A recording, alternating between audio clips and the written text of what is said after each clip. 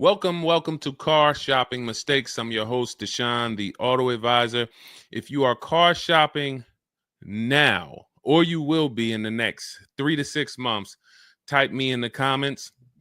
Let us know where you're at so that we can make sure that you have the advice you need to make the best car deal you've ever made and not be spending more than 30 minutes in car dealerships. The name of the game with great deals is to not be spending time in dealerships. The more time you're spending in dealerships, the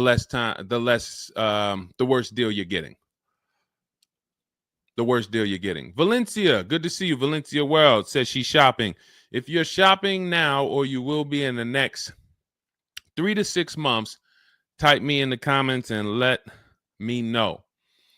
Now, for those of you who are not shopping right now, you still may hang around for the next hour, learn something, because you're going to see a lot of people ask questions that you will ask or you would have when you go start shopping. So what typically happens if you hang out here enough, somebody's going to ask the same question that you would have asked, and you can get your answers that way. So welcome to Truth. Good to see you. Let me hop on over to Instagram and actually pop in over there. And I'll give you guys time to start typing your questions. No questions off limit. I try to do just rapid fire Q&A. So you have questions about leasing, about loans, about, getting the best deal, new cars, pre-owned cars. If you just want to tell me your situation, kind of what your goal is, we can go from there. And that's typically how we run it here.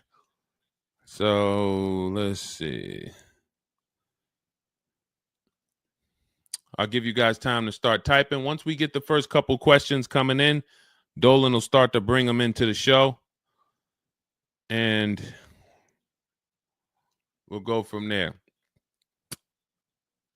All right, I'm just sharing the show. Shout out to the sharers. And before we even start with the questions, I want to talk about the mistakes that I see people making. Let's really start out with the mistake of this leasing versus buying. I'm so happy that over the last 3 years, who was taught never lease a car? You were taught or you heard never lease a car. I could not be more happy that we have been helping people get their first lease for the last 3 and 4 years. The financial advice we've been listening to concerning leasing has cost us thousands of dollars.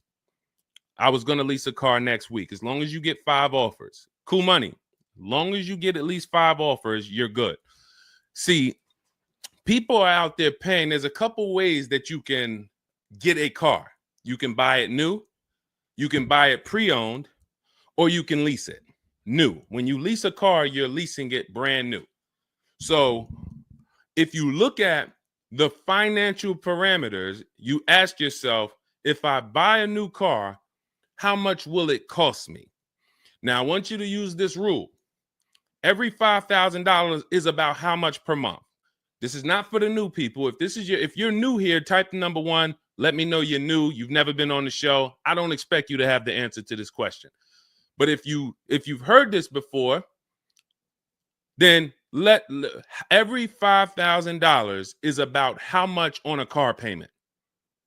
You may have seen this in my video. You might have seen this on a show. This is a principle we teach. I want you to lock this into your head forever. Let's see if anybody knows. Or we got a bunch of new people. Michelle's new. I see you. Cool Money's new. DJ Furious. Okay, I see you. Sandra Bonds on Facebook. You're new. Okay, a lot of new people checking in. We're live on YouTube, Facebook, Instagram, and TikTok. So if none of you know, I want you to remember this. Every $5,000 is about $100 per month. Good to see you, Digby, on TikTok. Every $5,000 is about $100 per month. So how do we turn that into a real budget? You look at a car, $30,000 divided by 5,000. You're going to see that's about 600. Well, that is 600. So when you see that a $30,000 car to purchase is $600, if you borrowed that money, now you know about how much that car is going to cost, about how much $600 a month will get you if you purchase. Now, if you lease, $600 a month, depending on the lease deal, could get you a $50,000 car.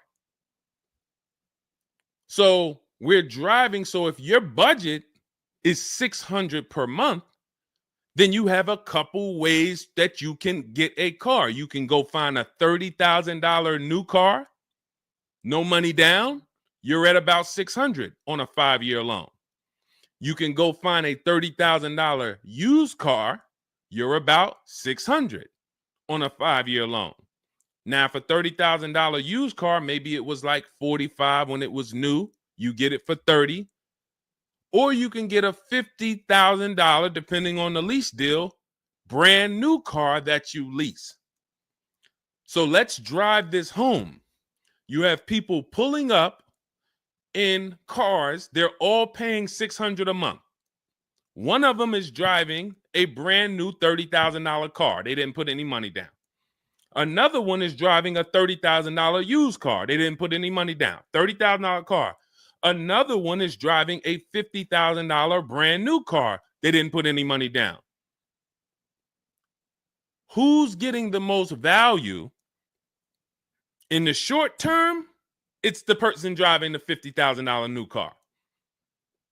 It's nothing you can say about that. It's no like, well, it depends. Nope. $50,000 brand new car, $30,000 brand new car, $30,000 used car. The person driving the $50,000 car at $600 a month is getting the most value, hands down. Now, in the long run, where do the people who buy win? That's where we talk about the 8-year rule. That's why if you're buying your cars and you're keeping it 8 years, you should be purchasing, not leasing. 8 years is when you win. So that's where I wanted to start at. Let's start, like, tear down this bad information you've heard and you've believed about leasing. And I see people asking, we got a lot of questions coming in. I see you, Jaguar Music, on Instagram. I see you, Cool Money. I see you, we got quite, I see, hold on. From what I can see, we got like 4 or 5 questions waiting. So Dolan, you could bring in the first one. Type your questions in, anything you want to ask. If you want to ask about leasing, I saw someone asked about bad credit. What about if I have bad credit? What about mileage with leasing? Just start typing those questions. We'll bring them all into the show and we'll get to them one by one. Is that true for someone that went into bankruptcy? Okay, so if you came out of bankruptcy, your goal should be to rebuild your credit as quick as possible. Right now, your credit's blank. You come out of bankruptcy, your credit's blank.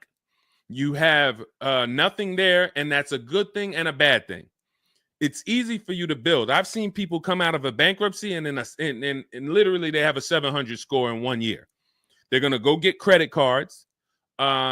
Just like if you're 18. If you're 18, you go get credit cards, you don't use them. Pay $15 gas, or you don't have a car yet. You pay $15, $20 a month for something, pay it off. You're going to have a 700 credit score. The more you don't use your credit, the more credit they give you. So when they see that you have the credit, $500 credit card, $1,000 credit card, you're not using it, credit score is high because your utilization is low.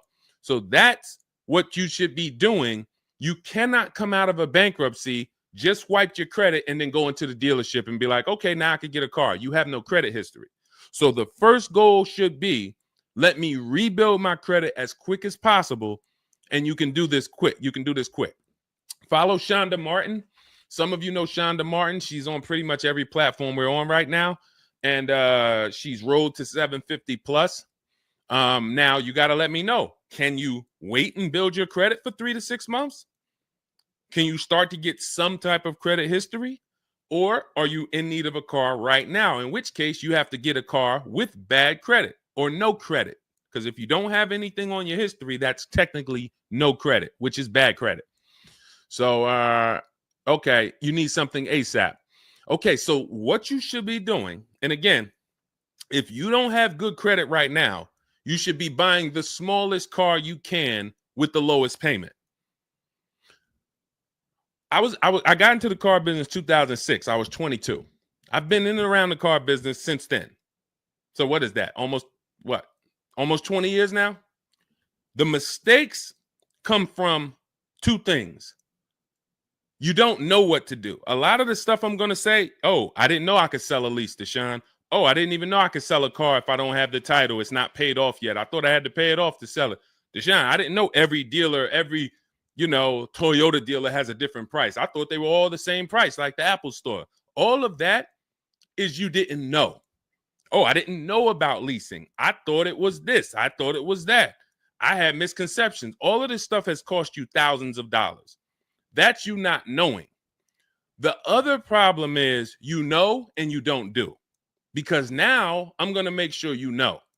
So once you know, it's your obligation, or it's up to you if you're going to do. So if I have bad credit, I'm looking to rebuild my credit.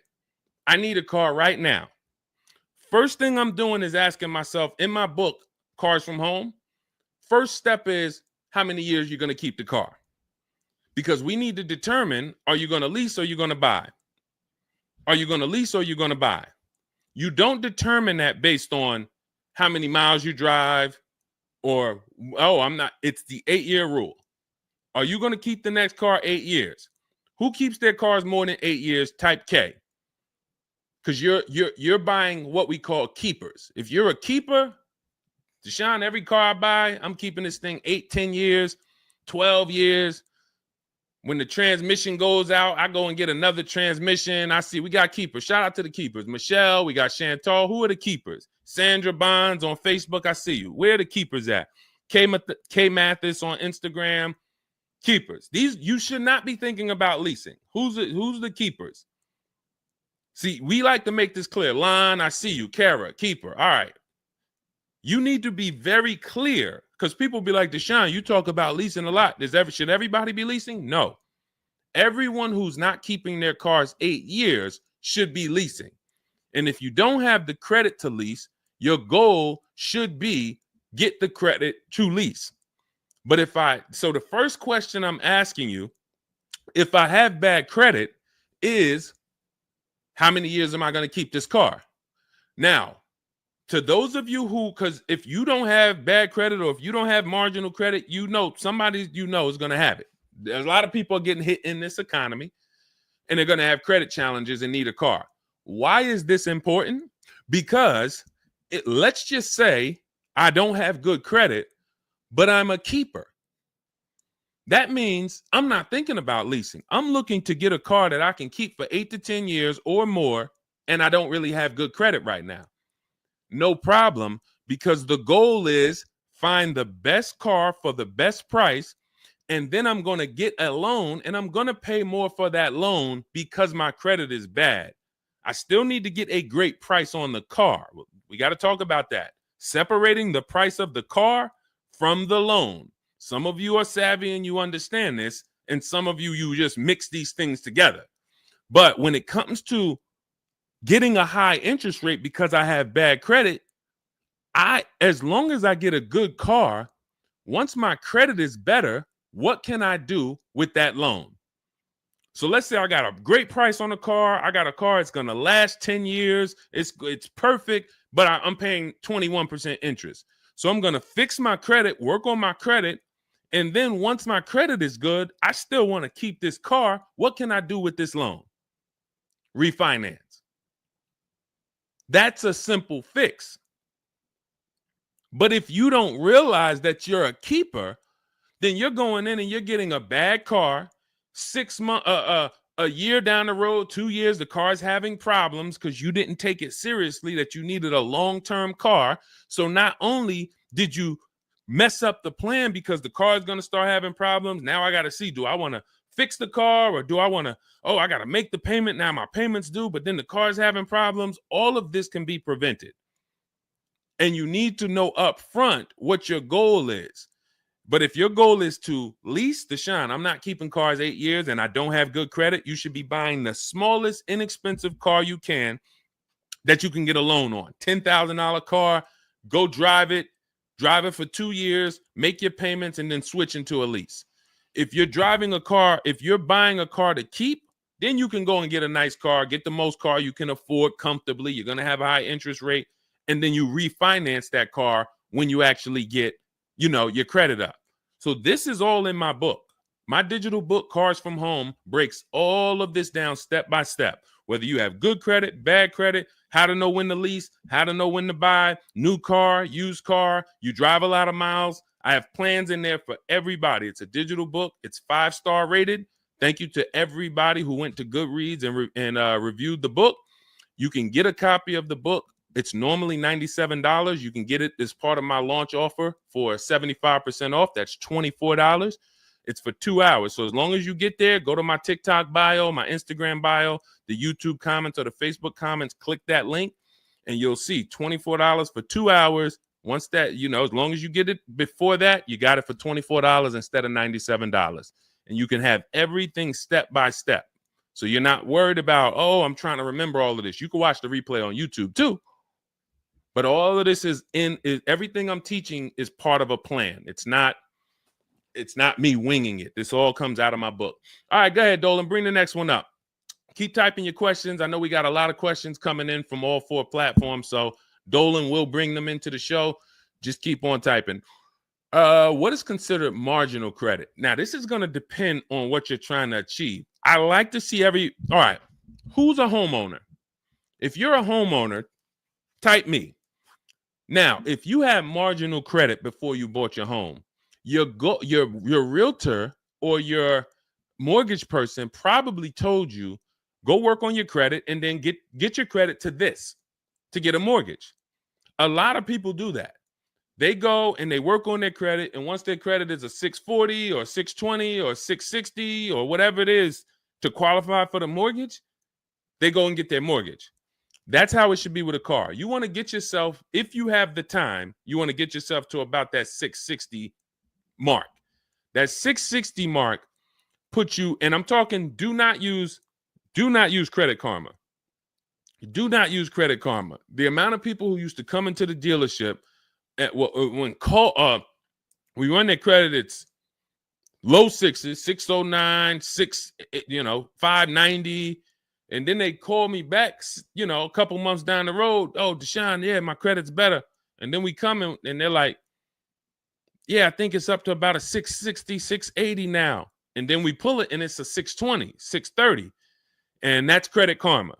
Do not put yourself in a position where you're listening to Credit Karma. Pay.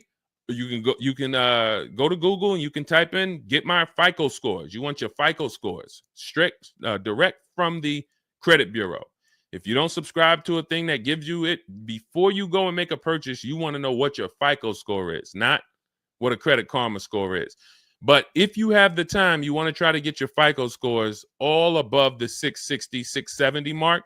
That's going to be in that good category. You can qualify for a lot of leases. Now, if you're in the 650, I want you to think about this. I have something I teach called credit and when it comes to profiles, leasing and credit.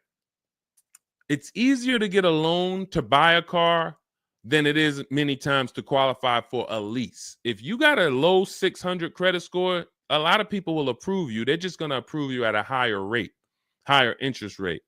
With a lease, it can work similar. But sometimes where you're in that low 620, 630, it's very tough to get approved. They're not going to take that much risk, but you may have a strong profile. So when you go into this, it's not black and white, guys. It's not like you can say, if my credit score is this, I'm done. What if your credit score is this, but you have a car payment already you've paid on time? When I worked for Mercedes, I worked for Mercedes for 5 years. We'd have people whose whole life was falling apart, but they never missed a payment on their Mercedes, and they get approved all the time. Everything else is falling apart, behind on the home. But if Mercedes sees you pay them, you got approved. So what I say is a current car. That's why those of you, if you're building to get a lease, if you're building to get a better car, pay that car on time that you have now. Because the best thing you can do is have a history of on-time payments on your car. That means a lot to a bank versus missing the car or putting the payments on the back because you thought that somebody told you could do that and it wouldn't affect your credit. A lot of people learn the hard way. Oh, I thought when I put the payment on the back, it didn't show as late. It does. So we again, I'm here to tell you everything from the inside. I've been helping people for years. We have people all around the country. You know, we'll bring a lot of them into the show. Marguerite, Brian, you know, a lot of the people who write in, Sheree. But we have this. I'm telling you from the inside, not from your perspective. I'm not like the public, and it's like, oh, this guy this guy must have really learned about buying cars because he's teaching. No, I'm from the dealerships.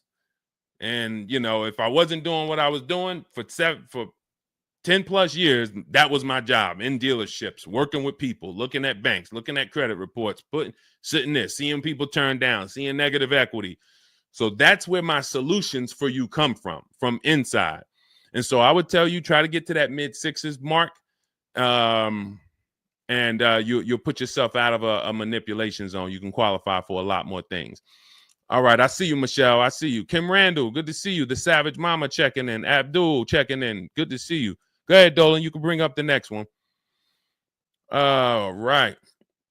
Shout out to Dad. Y'all running the likes up on TikTok. Thank you so much. Thank you to everybody who's double tapping the screen. We appreciate you. Can you talk about putting money down or not when purchasing a car? So important. Listen, this is a good one. This is a good one. I don't know who asked this question, but this is a good one. Can you talk about putting money down or not when purchasing a car? So here's how you want to make sure your down payment never gets taken if you are purchasing a car. You must separate your monthly payments from the price of the car. You make the mistake sometimes of going in and saying, what's the payments on that car? Who's ever said that? Hit the like button, type me. You ever said, hey, what's the payments like on that car right there? The reason why we don't do that is because you're actually mixing two transactions when you do that. Thank you for being honest. Shout out to the people who are being honest. You're mixing two transactions. You're looking at the price of the car and you're looking at the loan details, which equate to your monthly payment. See, if you pay cash for cars, then you understand you don't care about the payments. You go in, you're trying to find out the out the door price. What is my out the door price from the car for this car? If you're doing it our way, you're doing this from home. Bunch of dealers submitting offers to you. They're out the door offers for this car to your email, bidding war. We'll talk more about that in a little bit. That's the cars from home way. But once you get the out the door price, you then say, all right, that car that I want, $32,000, including all my tax, all my fees, $32,000. I pull up my auto loan calculator. How much is $32,000 on a car payment? Well, 5 years might be around $620 a month. 6 years might be around $550 a month. Okay. Do I want my payment to be that high? If I could afford that payment, do I want my payment to be that high? You see how we've separated the price of the car from our loan and our monthly payments. This has nothing to do, and this is what we call the 3 pillars of great car deals. 3 pillars. You cannot get a great car deal if you're mixing these 3 pillars. First one, who I buy my car from. Second, who I get my loan from. Third, who I give my old car to and sell it to. That's why we don't say trade here. That's a curse word. Forgive me if I even saying it. And if, we get some questions about trade-ins, we'll explain why we don't trade cars. So we have to separate these and bid out each one. You have so many online tools at your disposal that you just don't know how to use yet when it comes to your cars.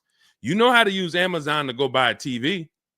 You know how to get a subscription to YouTube. You got a ton of online tools you know how to use. Shazam, what's that song? Shazam it.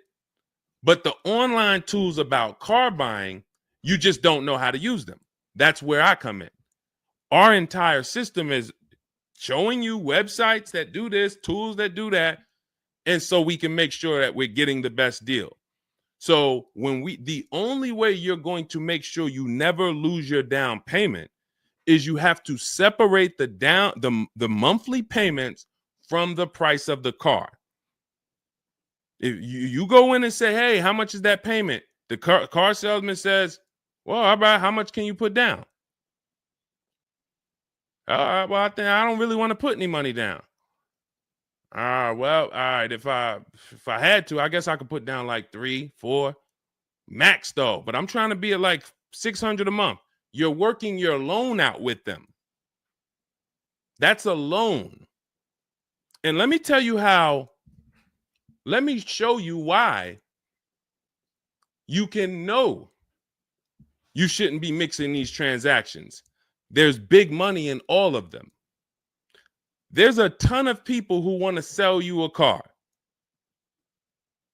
There's a ton of people who want to give you a loan. They don't sell cars. Let me say that one again. There's a ton of people who want to give you a loan. They don't sell cars. They want to compete for your loan. That should tell you there's a lot of money in the loan business. Then there's a ton of people who want to buy your car from you. Your car you have now. You're the one you're like, well, I just normally go trade the car in.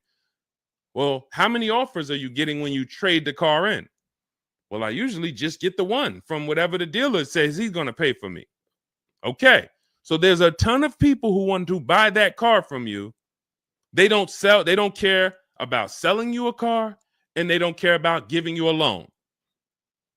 So when you buy a car from a dealer and you give them your old car on trade-in and you get your loan from them, you just gave them 3 transactions. You did 3 transactions with them in one.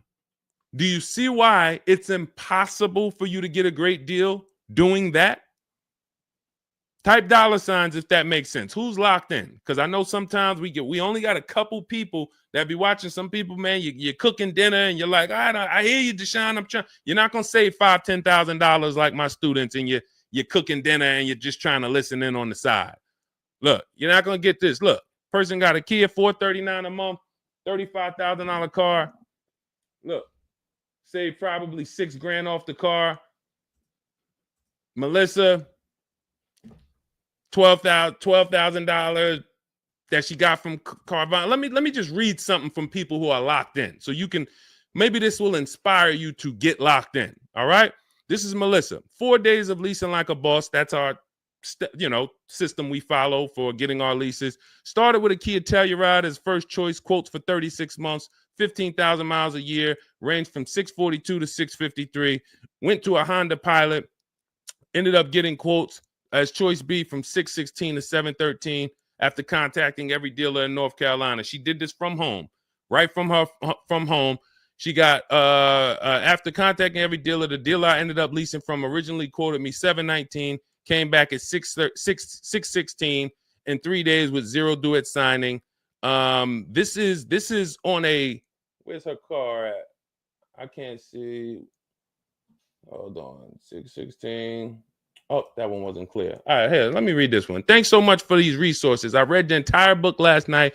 Already been underway trying to put my deal together. What a great book. I have my quotes together, and now I'm ready to take the next step with the calculator. Big fan of your channel and the resources. However, when we shop for 12,000 miles per year, do we adjust to 15,000? So these are people who are taking action on a plan. So when you see the plan, there's going to be different results. If you're out here winging your car process, oh, I hope I did this. Oh, shoot, I thought I watched the Instagram video. They told me don't say that. I shouldn't have told them I had a down payment. You're not going to get it. You're not going to save $5,000 or $10,000 on your car payment, on your car transaction accidentally. You don't just slip into that. So lock in and grab this lesson now. I need to separate my transactions. Who I buy my car from is one transaction. I'm going to bid it out. I'm going to give a bunch of people an opportunity to sell me this car. If I'm looking at a used Toyota Camry, I want to see every Toyota Camry within 150 miles, and I'm going to narrow it down, and I'm going to pick the best one, independent of my loan. My loan is a whole nother story, because when I shop for my loan, I'm going to do the bank bidding war where I can have multiple people. I don't even want to mention that without telling you about it, because it's like, whoa, what's the bank bidding war, Deshone? Okay, so you can have multiple banks and credit unions compete for your interest rate in a small period of time, and it's going to weigh on your credit score like one hard inquiry. Like one hard inquiry. Mamba Mentality, I love the name. I love the name. Why can't I do a super chat? I don't know. Yinka, good to see you on Facebook. IB Johnson. On one hard inquiry. So let's just say, so when you get your loan, how do we know that 5.2% interest rate was the best? How do you know that the 7.1 interest rate was the best if you have no other offers? And what we've been used to is we're just going to go with our bank. We're going to go with our credit union. We're going to go with the dealer's bank. Why? We're going to make these people compete. And when you do this, when you do it this way, you can have people compete in a short period of time and get multiple offers on your loan without it affecting your credit score. But it has to be done in a small window of time. Now, if you Google it, rate shopping, it'll say between 14 days and 45 days. You do it our way, it's going to take you 48 hours. And you don't do this until after you find your car. After you find your car is when you do a hard inquiry. You let these banks and credit unions compete for your loan. And again, you notice I've already found my car. I already got the best price on that car right there at ABC Motors. I got that thing on hold. Don't pick up the car the same day. As much as they're going to ask you, hey, you want to take it home today? You want to take it home today? No. If I take it home today, when do I have time to go shop my interest rates? I'm not taking it home today, but let me get my buyer's order with my numbers on it. Let me go home and let me actually do my shopping for my loan and my interest from home. And then if you can actually beat that rate, it's a competition. But because you didn't know that you could let multiple banks do this in a short period of time, you're only going to your bank. You coming back with a 6.49. Well, I guess that's good. What if somebody could get you a 5.49? Do you know how much a difference between a 5.49 and a 6.49 is on a loan? Could be $1,200. This is why we're getting all the money. So again, all of this is in my book, digital book, Cars from Home. You don't have to wait for it to come in the mail. You can have it by the end of the show. It's in my TikTok bio, Instagram bio, Facebook comments, and YouTube comments. Normally $97, but you can get it as part of our welcome offer for $24. As long as you get there before the 2 hours is up, you get it for 75% off. It'll have everything in there. That is the bank bidding war. If you're not, again, before we go to the next question, if you're leaving the dealership wondering, if I was to walk up to, yo, Deshone, what's going on, man? Hey, I just got this car, man. What do you think? Okay. Did you get a good deal on it? Yeah, man, I definitely got a good deal. How do you know? If you're not saying to me, yo, man, you know how many offers I saw? Man, I got about 6 offers on this car from different dealers. This was the best one. Okay, you did good. What about your loan? No, man, listen, my bank competed, credit union competed. The dealership told me none of their banks could beat what my bank gave me. Congratulations, man, you got a great deal. But if you don't have that same confidence, you did not get a great deal. And now you're driving in a $30,000 car, $50,000 car, and you don't have the confidence that you actually didn't leave thousands of dollars in these dealerships. This is crazy. And when you get mad and stop accepting it, you'll listen to what we're telling you to do. If you think you deserve that abuse, then you're going to keep doing the same thing. That's why you got to unlearn. Okay? So separate your transactions. Who I buy my car from, I'm getting multiple offers for. Who I get my loan from, I'm getting multiple offers. Who I sell my old car to, I'm getting multiple offers. And with the internet, I can do all of this right from my house, right here. All right. That's the Cars from Home way. Let's go, Dolan. All right. Keep typing your questions. I see you, Mamba Mentality. I see Mamba Mentality got a lot of questions. Samante Love, good to see you. Jay Bass, good to see you. Yep, Jay Bass. Separate transactions. Exactly. D So Chill on TikTok, good to see you. Lisa on TikTok, good to see you. Hector Ruiz, thank you, Hector Ruiz. Shout out to the sharers. Shout out to the sharers. I always got to take time to shout out the sharers. We can't do this without you. All right, how can I schedule a consultation with you? Also, does it make sense to lease a pre-owned vehicle? So let me answer the bigger part of the question first. Most leases are going to be brand new. There's only been a few manufacturers that have tried to do a pre-owned lease program. Lexus tried it. BMW's tried it. And there's certain brands that can technically lease a used car. The reason why I don't like it is because it's not enough of a wide stream. It's not enough of a mainstream program to create competition. And if you can't create competition, then you don't know if you're getting a good deal. If you walk in to lease a brand new car and you're walking in and again, we don't do this. We never sit down in a dealership. We're there to test drive only. We're never talking numbers. But if you are doing it the old way, you're going to go in and then you're going to get a bad lease deal presented to you. And they'll say, well, I could lease you this 3-year-old one and it'll save you like $150 a month. How do I know that's a good deal? It might be affordable. And sometimes you confuse affordable with a good deal. It's not a good deal because you could afford it. I want to let that sink in. We confuse, you know how many people I watch get a horrible deal, but they go home and they're like, yo, man, they got me to my payment. Bad credit usually. A lot of people with bad credit will brag about yo, man, you got to go see Joe, man. Why do we need to go see Joe? Man, he got me in a car. Nobody else could. All right, let's look at the numbers. Dag, you're paying 24% interest. You know this is an 8-year loan? You know this is an 8-year loan. Oh, nah. I just, listen, man, Joe, you sending all your friends to Joe. Oh, look, and this car has 70,000 miles on it. You paid 28,000 for it? See, because they got you to a payment you could afford. So you thought, good deal.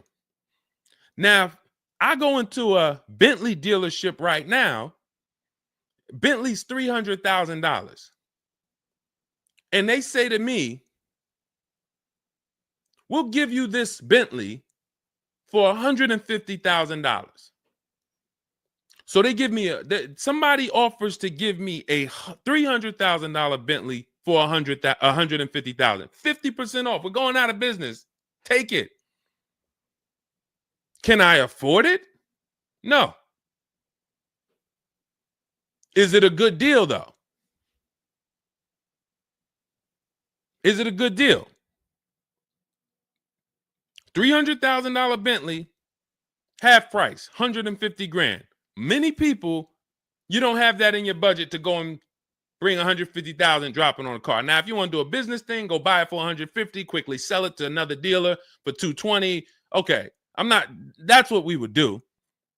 But I'm not talking about that. I'm talking about just you alone. Affordability does not equal deal. A deal is a deal whether I could afford the deal or not. And the only way we know a deal is to actually get multiple offers.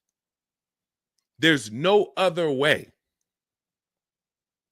So I'm going to continue to say it. There is no other way. I've been in the car business since 2006. There is no other way for you to know you got a deal without comparison shopping. Same way if you walked into a grocery store and there was only one, you walk into the Dorito factory. There's only Doritos everywhere. No other competition. They sell them for $7 a bag. There's no competition. So everybody who's in the Dorito factory is paying $7. But when they go in the supermarket, Doritos competing against Lay's, competing against Wise. Oh, you can't be $7, Dorito. You might have to be $4 this week. You might have to be on sale this week for $2.99. Competition. It's everything else. So a lot of what I'm saying to you will click when you realize that you've been programmed to buy cars in a way that you don't buy anything else up. You don't buy anything else that way. Everything else you buy in your life is competition. People competing. Everything else only with cars, we look at one offer. So that's why when you come home, start to look at the whole market, you're going to love this. You're going to be like, man, I don't know how I didn't start doing this before. What I'm teaching is not, the whole Cars from Home system is not rocket science. We just use the internet to create competition. That's how we get crazy deals. That's how you see Alex graduated, was able to get a new lease for my partner, sold his old car to Carvana, bid that out. Notice he didn't trade it. He didn't say I traded in my car. I sold my old lease to Carvana, old 3,500. He got 14. That was his highest bid. Went test driving, got a 2025 Hyundai Tucson, got a 1.3% lease deal, no money down, $42,500 car, $580 a month, and that's a 1.3% lease. Now, $42,500, guys, would normally be, with no money down, about $800 a month. Maybe about $825 for 5 years. He's paying $580. So when we talk about leasing keeps thousands of dollars per year in your pocket versus purchasing. Thousands of dollars, not hundreds of dollars per month, but thousands of dollars per year. So so to answer your last question, I don't do consultations. We have 3 ways we help the public: through my book, through our Shop with Deshone program. A lot of these people that you're seeing me share, they've either got my book or they're in our Shop with Deshone program. Just Ralph, Jen, Stormy. Just wanted to let you know that your package worked. $48,000 MSRP, no money down. She's paying $622 a month. That's normally a $900 payment. Marie, some of you know Marie from some of our other shows. We talked about her. Just wanted to reach out. Thank you. She used the book, saved over $13,000 off of her Mercedes, got her payment to be hundreds lower per month, maintenance included. Just wanted to say thank you. She got a 2025 GLC Coupe. Some people have this same car. You're looking at this car. You're like, hold on, Deshone, I got that same car. Did you get $13,000 off? Did you get $13,000 off? This is when we got to say to ourselves, whoa, what's happening that Marie got $13,000 off? I thought I did okay. I got $4,000 off.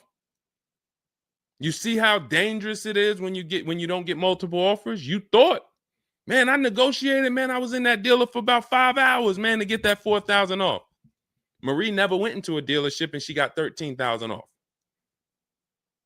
So you just made a $9,000 mistake. So you could either change your behavior, go grab my digital book, Cars from Home, learn the same thing, use the same strategy step by step that Marie just used, and you could eliminate you making these types of mistakes, or you can continue to do what the car business wants you to do. So in my digital book, you have everything. That's why it's called 7 Steps to Saving Time, Money, and Avoiding Dealerships. It's in my TikTok bio, my Instagram bio, YouTube comments, Facebook comments. You can get 75% off for the next 2 hours. So you won't pay the normal $97. You get it for $24 if you get there before the welcome offer expires. And that's a digital book. It'll be in your inbox by the time we end the show. You'll have all these strategies to use for you, your family, your spouse, your kids, to make sure every transaction you're winning. You're leaving no money on the table. All right. So yes, I don't do, and you'll see in our Cars from Home toolkit in my bio, we do have a program where we shop for people around the country. In fact, before we go to the next question, let me show you what you'll be able to do. But in our case, we do this for our clients. So you get in where you fit in. I don't tell you, it's like if I put a buffet in front of you, everything gets you full. You get the book, you're there. You come into Shop with Deshone, we do it together. You watch our video checklist. You have coaching calls, we have Zoom calls, we have a private Facebook group. You get to your goal. Or you can, if you qualify, you got to have the credit. You got to be shopping for a new car. You can look into our Done For You program. You can book a call with our team. But here's an example of how big of a margin these offers. I want to show you the difference between some offers here, because some of you don't really see it. Hold on. I got to label these better for our next show. Okay, here's an example. So we can see here for this particular car, the payments ran, all of the car itself is $64,000. We're shopping for a Genesis. This particular month on this particular car, the payments range. Y'all ready? We got 6 offers on this car. The payments range from, well, I'm just reading them to you. $973, $899, $1,102, $1,066, $921, $913. Now this is initial payments. Why is there a $200 difference in these initial payments? This is why you never want to take people's first offer, because the initial payments are going to be high. But even in the initial negotiations, why is it, Deshone? Wait, all of these cars are the same price. Why is one dealer at $1,050 and another dealer is at $899? Because they're criminals. So what do you think you're doing if you just walk into a dealership and say, let me give this dealer a shot at negotiating? If you're negotiating with the dealer that's at $1,050 or $950 or $975, where are you going? And the goal is to have that dealer. This is why when these dealers come, when they come down $100, you think, oh, I had to win. Man, they just came down $100 per month. They started out, they were at $590, and now we're at $490. This has to be a good deal. Well, how do we know that they weren't supposed to start at $490 and end up at $390? If this is clicking for you, type a $, because this is clicking for some of you.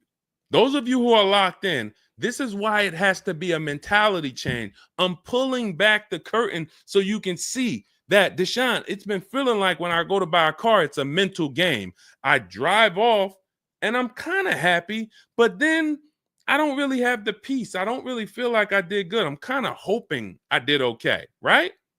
That's you, right? So I'm telling you that your gut has not been lying to you. I see you, P. Honda Fundamental Salon. Good to see you. Got my book. Use it. Use it and win. So your gut is not lying to you. I'm just the one from the inside coming to tell you that you closing your eyes and hoping things go well is not working. It's not going well for you. If you looked at other people, they're doing better. If you looked at people with strategy, they're getting cars for $200 a month less than you. They're getting $5,000 off less than you. They're leaving knowing that they got the best deal because they saw so many offers. You're hoping, and that hope is not leading to that hope is a bad strategy.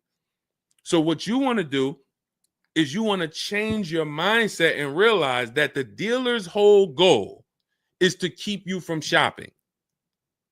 If you burn that into your head about the car business, the entire goal of every dealership is to keep me from shopping their competition. And if you know that, then you're not going to go into the dealership. You're going to say, all right, how can I be at home and do this from home? Again, that's all in my book. But even if you want to make calls, there's some people, you've been on to this since 4 years ago, 10 years ago. You're like, Deshone, man, I knew, man, I don't go into those dealerships. I call around, I'm going to get me a bunch of offers. And by the time I get there, that's when I'm picking up my car. You've been on to this truth for a long time. Some of you, I'm not telling anything new. Some of you, you're like, whoa, I didn't know that really. I thought that it was all about going in and just negotiating. No, because 80% of dealers are never going to give you what we call a below market deal because they got too many other people walking in that's willing to pay a higher price. So you have to find the dealer who is going to give you that low payment out of the whole market. That's why this is a bidding war. And when you start to do this, you're going to be like, yo, why does it seem like this is kind of fun now? I kind of enjoy this. Is like a game. And you're the prize. So instead of feeling like you're begging, oh, come on, can you do another $500 off? Come on, man. I'm only asking. Get me from 520 to 499, man. You're begging. So instead of begging, you got people now competing for you. Whole different story. That's what we want. That's the transformation we want for you today. All right, let's go. Dolan, next question. All right, Fundamental Salon, I see you. I see you, Jay Bass. I see you, Randall Pine Straw. You got the number 3 gifted badge. Thank you. Y'all lighting up the lights on TikTok. Thank you so much, Monica 9300, BKS Aggie, Timothy Garces, Drew Saberton reposted the broadcast. Thank you so much. Shout out to everybody sharing this. What about military personnel? What's the question? Just rewrite that question because I don't know. What's the question? I know what about military personnel. I don't know. Are you asking about military rebates? I don't know. So just kind of give me a full question, and then I'll be able to give you a better answer. Hello, I'm planning on purchasing a 2025 Escalade. Any negotiation between the MSRP and the invoice? Of course. Now, if you walk into a dealer and you say something like that, what is the dealer going to say? So let me ask everybody who's watching. We're live on Facebook, TikTok, Instagram, and YouTube. If this person casually walked into the dealer and said, hey, is there any negotiation between the MSRP and the invoice? What do we think a smart dealer is going to say? Not an honest dealer, a smart one. Thank you, Sassy. No. No. And you know what's crazy? They're going to say it in a way that makes you believe it. So if I put my car salesman hat on and I switched it to kind of for myself, this is what it would sound like. Or is there any negotiation between MSRP and invoice? Not really. On these cars, I mean, we don't even have a lot of them. A lot of people are trying to get them now because the tariffs are about to hit. And even though this is an American-made car, some of these parts, they're produced in Mexico. So there's not, we really like to, a lot of dealers are selling them over MSRP. In 10 seconds, I just took you to, whoa, but can I get MSRP though? See, that's why I'm never training you to go in and negotiate with people that negotiate every day, 3 times a day for the last 10 years. You're just not going to be a match. You might negotiate office furniture. Yo, Deshone, I do office furniture. A car salesman couldn't come in and negotiate with you on office furniture. But you can't go into a car sale and negotiate with car salesmen because, again, the psychology, we just know every question to ask, everything to say. It's a mind. And so some people use it for good and some people use it for evil. And so how do we find out what the discount is on the Escalade? We talk to multiple Cadillac dealers. Now, if you're doing it our way, in my book, I have scripts that I wrote for you. It's all by email. So there's a reason that people can actually go in, use this book, use these scripts, and come out with great deals. This is Trey. Trey got 3 cars using our system. He says, my son was in the market in 2025. He just got a 2025 Blazer. He said, I started sending emails in the wee hours of Tuesday morning. So those are email scripts that I wrote. They're in my book. You have access to them when you get my book. You're using all my scripts. We're not talking. We're not doing any of this by mouth and saying, oh, I got to remember What did Deshone say? Don't, oh, I didn't want to say that. None of that. There's no room to make a mistake. We're just typing, copying, and pasting. He says, emailed 25 to 30 dealerships, got 8 offers, closed the deal in 2 days. 2 days. So some of you, you're like, Deshone, I need a car in like 2 weeks. No problem. Trey got his in 2 days. So once you start this process of engaging with the dealers, you'll get a car in 3-4 days if you're slow, because that's the way it's set up. So he gets a $56,000 car. He closed the lease at $560 a month on this Blazer electric vehicle. $560 a month, first month's payment due at signing. That is a $56,000 car. And he's gotten 3 cars. He said his first one with our system was 2.5 years ago. He leased another vehicle for his daughter last October, and now he just got his son's lease. 1.5% lease, a 1.33% lease for his daughter, and a 1% lease for his son.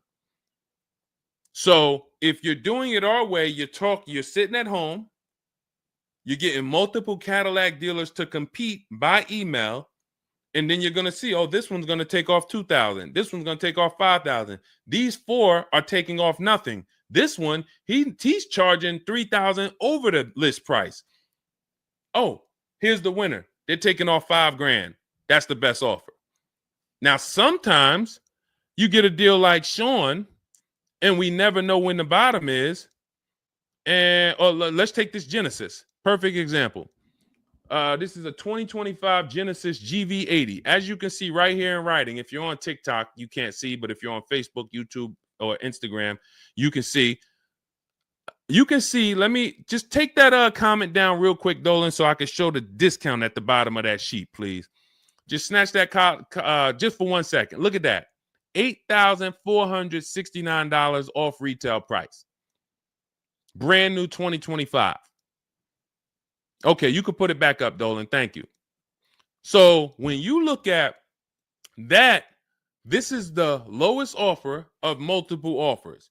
Maybe $8,500 is the best discount on this particular vehicle. But when we go to Sean, let's go to Sean. F-150 Lightning XLT, $73,000 vehicle. What's his discount? $21,000. Look at the dealer discount and look at the rebates. And every dealer is not going to tell you the rebates. Some dealers will not be honest with you about the rebates. They'll hold some of them or they'll hold all of them. When he got all his offers, he saved $21,000 off the price of the car. So how do we determine, to answer your question about the Cadillac Escalade, what's the discount between MSRP and invoice? We don't know. Could be the best discount could be $3,000. The best discount could be $5,000, could be $10,000, $12,000. We don't know. And because you don't know, you cannot negotiate. If you knew that the best discount you could get on a Cadillac Escalade was $8,000, you knew that, then it would be easy to negotiate. I'm just going to go on. All right, man, come on. You're at $6,000. Nah, man, I want another $1,000 at least. I'll let you keep the last $1,000, but you got to get me to $7,000 because you know the bottom, $8,000. No car that we go in to get do we ever know what the bottom is. So what you're doing is you're feeling for the bottom. But if Sean thought $10,000 off was the bottom for his F-150 Lightning, then he wouldn't have got $21,000 off. That's the danger. So when I say to you, you're leaving $3,000, $5,000, $7,000 on the table, you can't say to me, Deshone, no, I'm not. Because I get so many offers, man. I know I'm not leaving money on the table. You don't know you're leaving money on the table. I got $8,000 off my Infiniti truck I got when I leased it. How do I know that was the best offer? Because I had 7 other offers. I had 7 other offers of Infiniti dealers that I went back and forth with by email. This one giving me $3,000 off. This one $4,000. This one $6,000. This one $6,000. This one we'll do $8,000 off. You got it. You won. Took me 60 minutes. This is where I want you to get new cars, used cars. You're making your deals from home. You're the prize. You're going into the dealership to pick up your car, man. They like, man, you sell cars? How'd you was like quick, man, that you kind of knew this was quick. Car salesmen going to love you because you didn't waste their time. You didn't tie up 8 hours of their time. They're making deals with you in 20 minutes, 30 minutes. It's great for everybody, but it's mainly great for you. That's what we want. Okay, all of this is in my digital book, Cars from Home, 7 Steps to Saving Time, Money, and Avoiding Dealerships. It's not a mail book. It's a book. You can have it in your inbox in the next 5 minutes.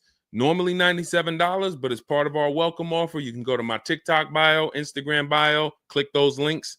You can go to the Facebook comments or the YouTube comments. Dolan has a link for you guys. You get 75% off. That's $24, but it's only for 2 hours. Now, if you visited earlier, some of you, I did a show, my last show, you might have visited the link and you missed the countdown. You'll see it's gone. So you want to make sure when you actually go there, even if you come back in a couple minutes, don't let that timer hit 0. Book's still worth $97. You saw Marie, she saved $13,000. So I think if Marie, if she was on the show, she would say, look, even if you missed the $24, get that book. Save me $13,000 off my price. All right. Corey Duncan, I'm just catching your comment on TikTok. Look, it works, y'all. I promise. Leased a car back in April after using his book. Got the best deal. You see what I'm saying? Like, and this is all over. It's too many people for me to pay. When I tell y'all, like, it's too many people. I pride myself on not can Deshone get great deals. Obviously, you guys know if I could sit on here and answer your questions for an hour and a half, clearly I've been in the car business since 2006. Clearly, Deshone can get great deals. But can other people? That's why I'm showing you other people. That's why I'm showing you Benita. That's why I'm showing you Kimberly got 20 grand off her Maserati when she got it. Zafrina got 2 cars. She got a car last year, got her Jeep Grand Cherokee, $66,000 car. She got it for $579 a month. And then she just got another car that she posted 2026. Not even a 2025. 2026s. It ain't even out yet. She got a Kia or just came out recently. Kia EV6, $76,000 vehicle. She got it for $742 a month. She leased it. Now let me just do some math for you real quick on how crazy a deal that is that Zafrina got on her second car. The first one's crazy too. They're both crazy. But let me just, here's how we judge a lease.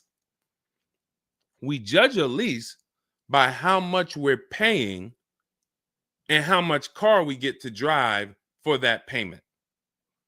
So the reason I created the 1.5% rule is for you to know you're paying too much money for a car you're giving back. The 1.5% rule tells us if we divide the monthly payment into the MSRP with no money down, it creates a percentage. And if that percentage is over 1.5 for 12,000 miles per year, we're paying too much. It's no value there. It's a bad value lease. Let's look at Zafrina's deal that she just got. She's paying $742 a month, and she got a $76,000 car. So let's say, go into our calculator, $742 a month, 36 months. That equals $26,700. That includes taxes, everything. That is how much she's giving them for 3 years to drive this car. $26,700. It's a $76,000 car. You don't have to be a mathematician to know that if you walked into a showroom and you saw a $76,000 car, once taxes and fees and everything were on top, it's over 80 grand. And you could drive that car for 3 years for $26,000 and you give it back to them, we can imagine how much value that is. So that's how we judge a lease. And the more I pay, the more I have to look at, okay, is this a good lease deal? Is it a great lease deal? Is it a steal? Zafrina got a steal. Anything 1% or lower, it's a steal. From 1% to 1.5%, that's a good deal. Well, let's say from 1% to 1.25, great deal, great value. And then from 1.25 to 1.5, good lease deal.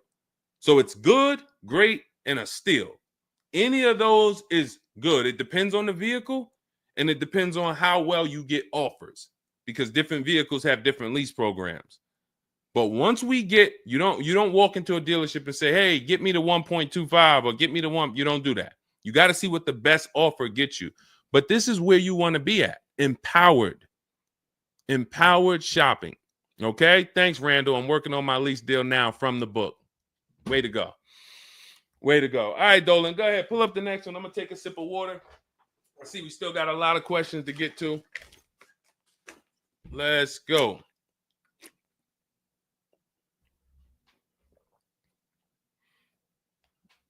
Mark is me. Good to see you on Instagram. Checking in. All right. Let's go. Does it matter if you email or call a dealership to find out the best price? All right. No. You just got to realize it's going to be different things that come with phone. The reason why. Okay. Who's a good negotiator? All right. Let me put it like this. Who's not a good negotiator? Let's be honest. Who's not a good negotiator? Type me. You're just not. It's not your thing. You don't really like confrontation. Not a good negotiator. Let's go. Who's gonna be honest? Oh, we got a bunch of good negotiators on here today. Bunch of good negotiators. Where we at? Hershey. What's going on? Randall, Sassy. Who's okay?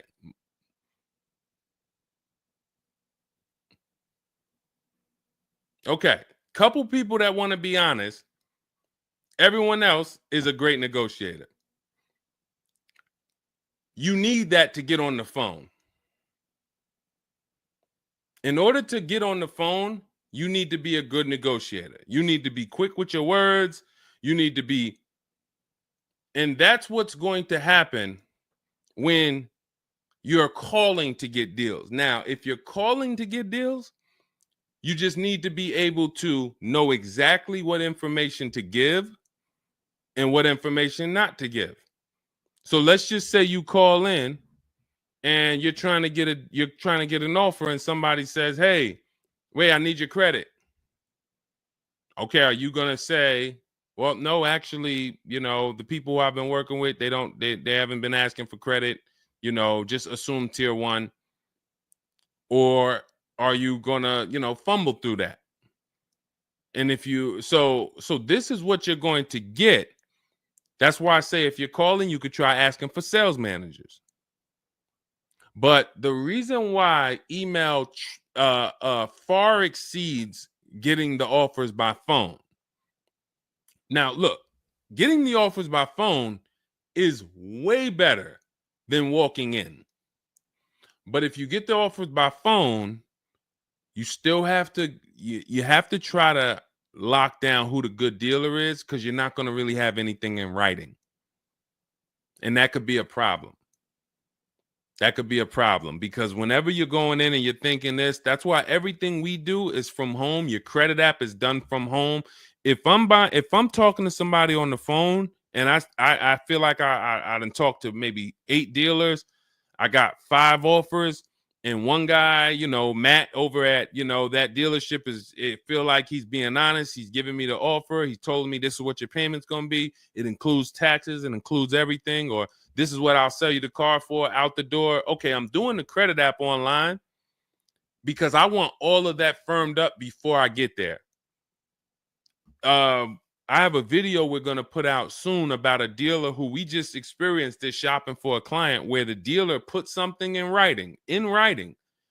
And then when we did the credit app, or the client did the credit app, changed the offer.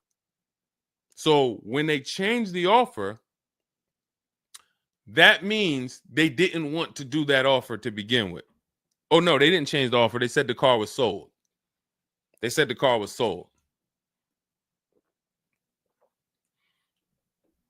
Me knowing what I know that what they wanted to do was tell you one thing and then they wanted you to come in so that you could so they could raise the price on you. This is why we are not going in until we do our credit app online. And when I tell you we are doing everything from home, except the test drive, we are doing everything from home. We're not going in, all right, come on in, let's finalize this. No, we'll come in and pick it up. You can send me the credit application. I will email you my driver's license. I'll email you my insurance card, because when you do this, your deal is solid. If you're going in the dealer to finalize your transaction, the deal is actually not solid. The deal can be changed. And what you'll see sometimes, like in this video we're going to post, is once they find out they can't get you to come in to actually change the price, that's when they're going to start changing the tune. That's when things are going to change. And okay, I see what you were trying to do. You were trying to get me in there so that you could change the price on me. So that's why email is really the gospel when it comes to us. And another thing, you don't have to talk to anybody. You don't have to remember what you're going to say. What's up, Robert Ishel? You don't have to remember what you're going to say. You don't have to worry about saying the wrong thing. When you're doing this by email, especially when you're using our stuff, if you have my book, my digital book, everything's in there. The scripts are in there. When they say, when can you come in? We have a script.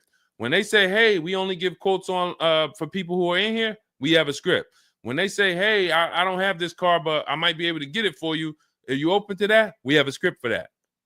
Everything, we have probably 50, 60 scripts. Everything they're going to say. So that allows us to have conversation by email. We're not just emailing. We're having, Marcus Me asked, I see a question about warranties. I got you. Hang on. Mark, we're not just emailing, we're having conversations by email. Big difference. Conversations by email move things forward. Oh, we can't do this. Oh, how about this? Hey, it's a back and forth. That's why our scripts are so powerful, and they move things forward and they keep it on your agenda. So again, me, myself, I could do it either way. If I was doing one car deal, I could call around. I'll ask for sales managers. I'll talk to the sales manager. I'll try to get a car deal done. But it's the transferring of information, and this doesn't work on a used car. So this only works on new cars. So if I was buying a used car, it's a whole different system. But another reason this isn't effective. What's up, Smitty? Hopping in on TikTok. Another reason that's not effective. Again, better than you walking in. I'm just being straight up with you. If you told me is that better than me walking in? 100%. Get on the phone.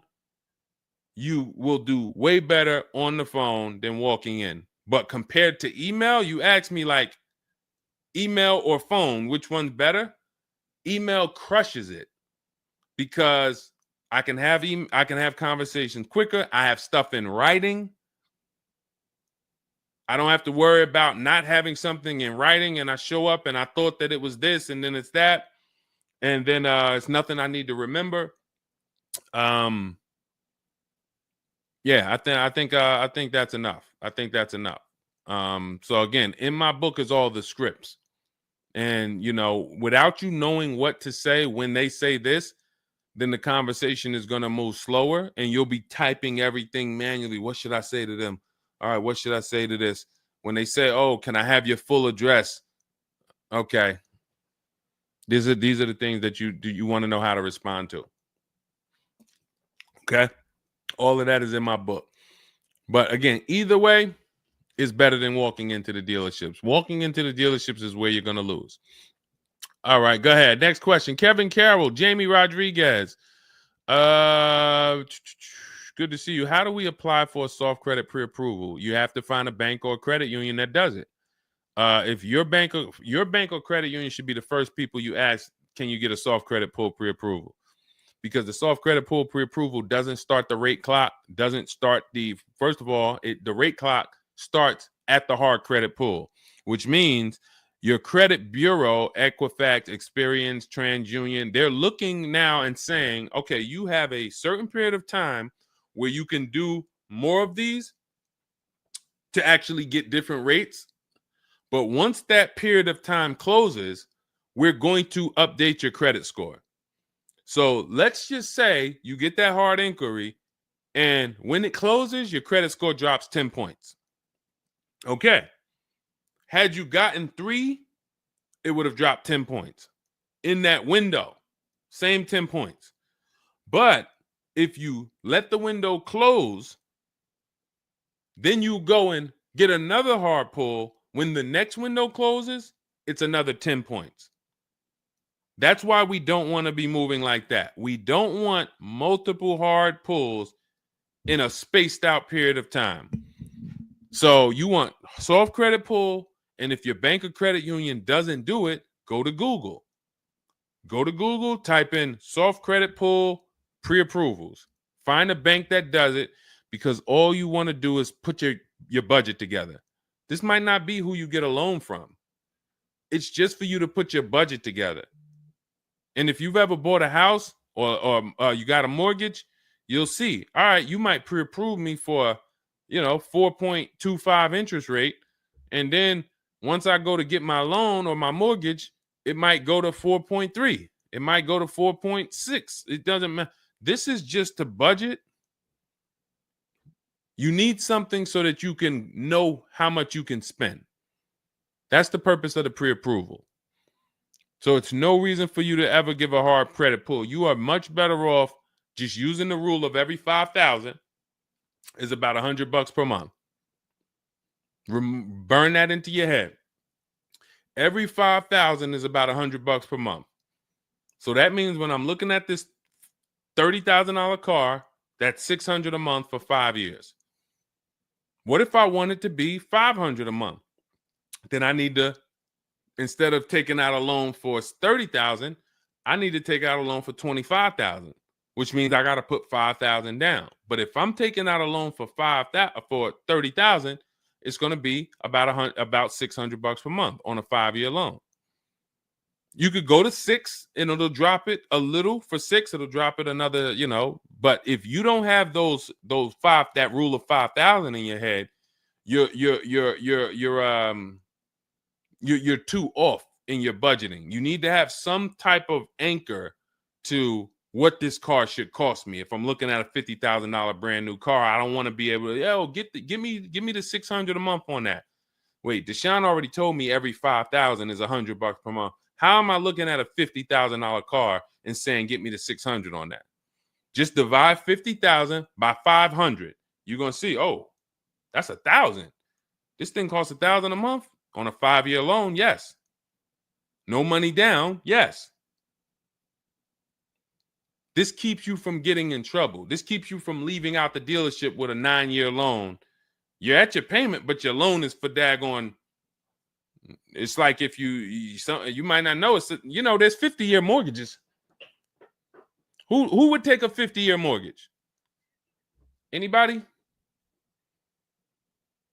Anybody volunteering for a 50-year mortgage? Any takers? I didn't think so. No.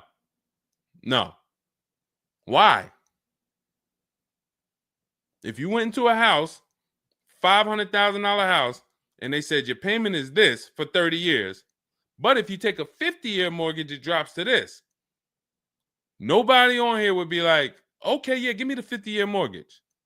They're available because we've learned that 30 years is the longest you would take a mortgage.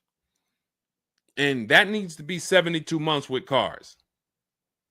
That's why I tell you 72 months should be the longest you ever consider for a car loan. And if you go in with these parameters, nobody can take advantage of you. All right. All right, let's go. We'll wrap in a car. We're almost done. I say let's go. I see we got maybe one or two more questions. We'll see. For lease, I can only go through the dealership finance department. We'll bring that one in next. I see you. I see you on TikTok. Anita, I see you. What's going on? Warranty extensions worth it? Oh, you mean extended warranties? Okay. Are extended warranties worth it? Depends on the car. If you with warranties, you're asking yourself, what's the odds that things are going to break on this car? And then how expensive are they to fix? And this is why when we get cars, we do something in step 4 of my book. There's a 5-minute process we do. It's a Google check where we check reliability. Every car you look at, you should be typing into Google 2025 this reliability. If you're buying a used car, you should be typing in 2023 Kia K5 reliability. And then you skim those articles.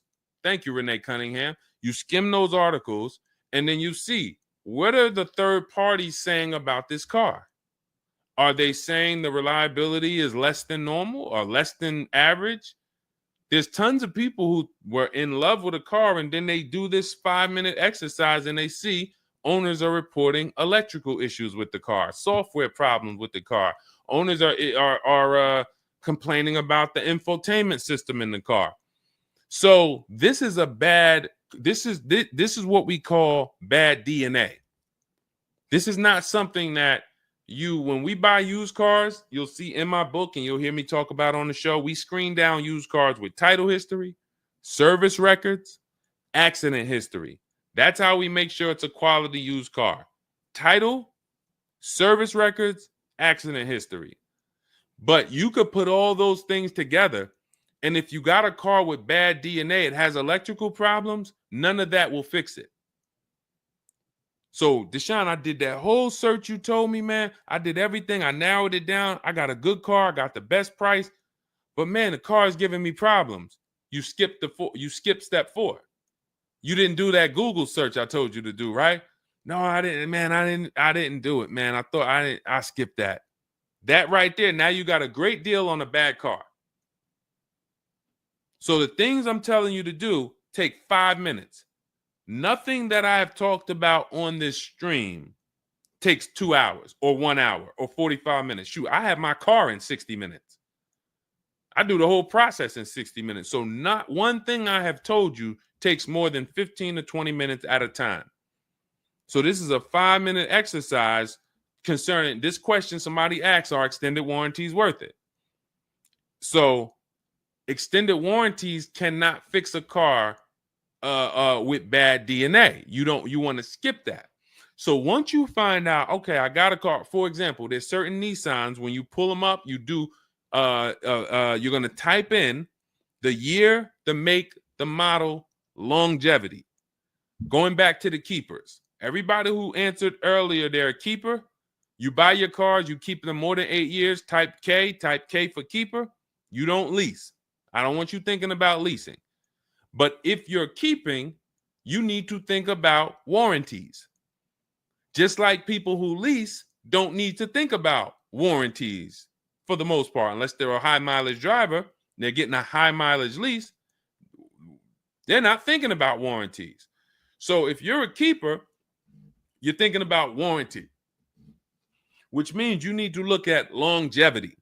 There are certain cars you're going to type in, do this exercise, type in the year, make, model, and the word longevity to Google, and you're going to see this car, owners report transmission problems between 90 and 110,000 miles. There's nothing you can do to change that car's DNA. Nothing. So yes, you can get one with good service records, good accident history, good title history. Nothing you can do to change the fact that that car has transmission problems from 90 to 110,000 miles. So once you do that exercise, that quick 5-minute check, then we can look at what's the cost of repairs on this car? Is it a Mercedes where when something breaks, it's $2,000? If it's a Mercedes and something breaks, and you can keep typing your questions. If you have a question on TikTok, nothing's off limits. So we got time for a few more questions, but you got to type them in for us to bring them into the show. So are we, once you know what cars, like give you an example, you got a Honda, you got certain cars, they're very inexpensive. Something breaks on the car, the parts are cheap, inexpensive. These are the cars where you don't need extended warranties as much as you need a car when you look at a car that has high cost of repairs. So what should you be typing in for the car you want? Cost of repairs. If you're looking at a Volvo XC90, Volvo XC90 repair cost. Where does it fall? You're probably going to land on an article that shows you the rankings of cars repair costs. If you see that Volvo and Cadillac and Mercedes and all Range Rover, Land Rover, they're up here, then you need an extended warranty. Because when one thing breaks, if you got a $3,500 warranty, it might pay for the whole warranty. One thing. But if you're looking at a car and it's very low, Mazda or Honda or Toyota or very low cost of repair, then maybe you save the $3,000 and you don't get an extended warranty. You just put that money to the side. So it's going to depend on the car. When I worked for Mercedes, if somebody was buying a Mercedes, I told them, go in there, finance department, buy as much warranty as you can afford. That was my words all the time. Buy as much warranty as you can afford. IDK, following your book to secure a lease. How do I get it without putting money down? We don't shop with money down. So you haven't gotten to that section yet. I'm glad you have the book, IDK, but there's no scenario when you're using our templates and scripts where we shop for with money down. In step 3 of the book, which is deal-focused budgeting, I explain how down payments come in, and I explain the risk of down payments. But when we're in step 5, which is reaching out to dealers, where we're getting our offers, there's no down payment that ever comes into the conversation. All of our lease offers are with first month's payment due at signing. That's not a down payment because it's just like when you rent an apartment, you pay your rent at the beginning of the month. When you lease your car, you pay the payment at the beginning of the month. And that's it. That's not a down payment. That's your first month's payment. But no, all you do is just follow the book. There's no again, and stay on the steps. Here's what I want to drive home when it comes to this book. And I see we had somebody, Linda March, on Instagram. I see you. Grab Linda March's question, please, on Instagram, Dolan. Do not read this like this is some seminar. There's 2 types of people who use the Cars from Home stuff. All of our stuff is made to be like you having a conversation with me. If you jumped on the phone with me and you said, Deshone, this is what I want. What's my first step? I would give it to you and then you go do it. I wouldn't say to you, okay, Linda, you're going to do this. And then once you do that, go and do this. And then once you do that, go and do this and then do that. And then by the time you finish this, you'll see this on this website, and then you'll be ready to pick up your car then. How would that go for you? Carrie Ann, Gifted Hands Cash, good to see you on Facebook. Well, how would that go for you? You would be like overwhelmed, confused, messing up. That's the way it is when you get my digital book, Cars from Home, and you read it straight through. What you're seeing all the steps. The last step 7 is delivery or pickup, and I'm congratulating you. You did it. The step before that, we're going over paperwork in the finance department and extended warranties. You shouldn't be there because you should be going through step 1, checking it off. Deshone told me do this. Step 2, check it off. Step 3, and then once you get to step 7, which is delivery, check, just picked up my car. It's a checklist, not a Bible or a almanac for car research or car studies. That's not what it is. And so I want to let you know that so that you don't come in thinking you're about to learn a lot about cars. In fact, that's how it was when I first started. My first book was called 52 Car Buying Questions Smart People Don't Ask that cost them thousands. 52 car buying questions smart people don't ask that cost them thousands. That book's not for sale anymore, but if you Google it, it's highly rated. People loved it. People said, Deshone, I use this book, man. I learned so much and I got a good deal. Because I still was teaching you how to get to the multiple offers, but it was too much information. That was when I came and I started teaching and I said, I want to teach you everything I know. No, the way my book now is, Cars from Home, 7 Steps to Saving Time, Money, and Avoiding Dealerships, is to get you right from where you're at to your car. 90 minutes, 2 hours from home. Boom, boom. Little small exercises here, 10 minutes here, 5 minutes there. Boom. All right, I'm picking up my car. So that's why we have the success stories that we have, because of the fact that it's a focused step-by-step book. Okay? So you can get your copy in my TikTok bio, my Instagram bio, the YouTube comments, or the Facebook comments. It's 75% off. That's the welcome offer. It's normally $97, but you can get yours for $24 as long as you get to my bio and Instagram, TikTok, or the YouTube comments or the Facebook comments before that 2 hours expires. This is Brian, just got his first ever lease using the book. Thank you, Brian. 2025 Honda HRV, $30,000 car, $395 a month. That's a 1.2% ratio. No money down. Initial quotes from that dealer was $434, and he used the counter offer calculator and got it down to $395. So that's his best offer, not to be confused with his only offer. That's his best offer that went from $434 down to whatever he ended up paying to get it to 1.2%. So that is how you want to do it. Step by step, go grab your book. Make sure when you get your book, screenshot the thank you page, because my support team's email is on there. Sometimes you're typing fast, you misspell your email, but as soon as you actually pay the $24 and get your book, you'll see the book is on the thank you page. So you can click that link, open it, save it. Make sure you save that link, because every time I update the book, that link is your master link, and I also email you a copy.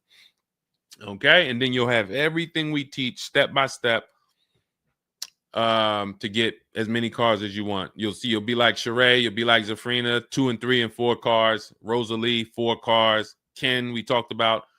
Trey, we talked about earlier, 3 cars. These people have been with us since 2021 and 2022.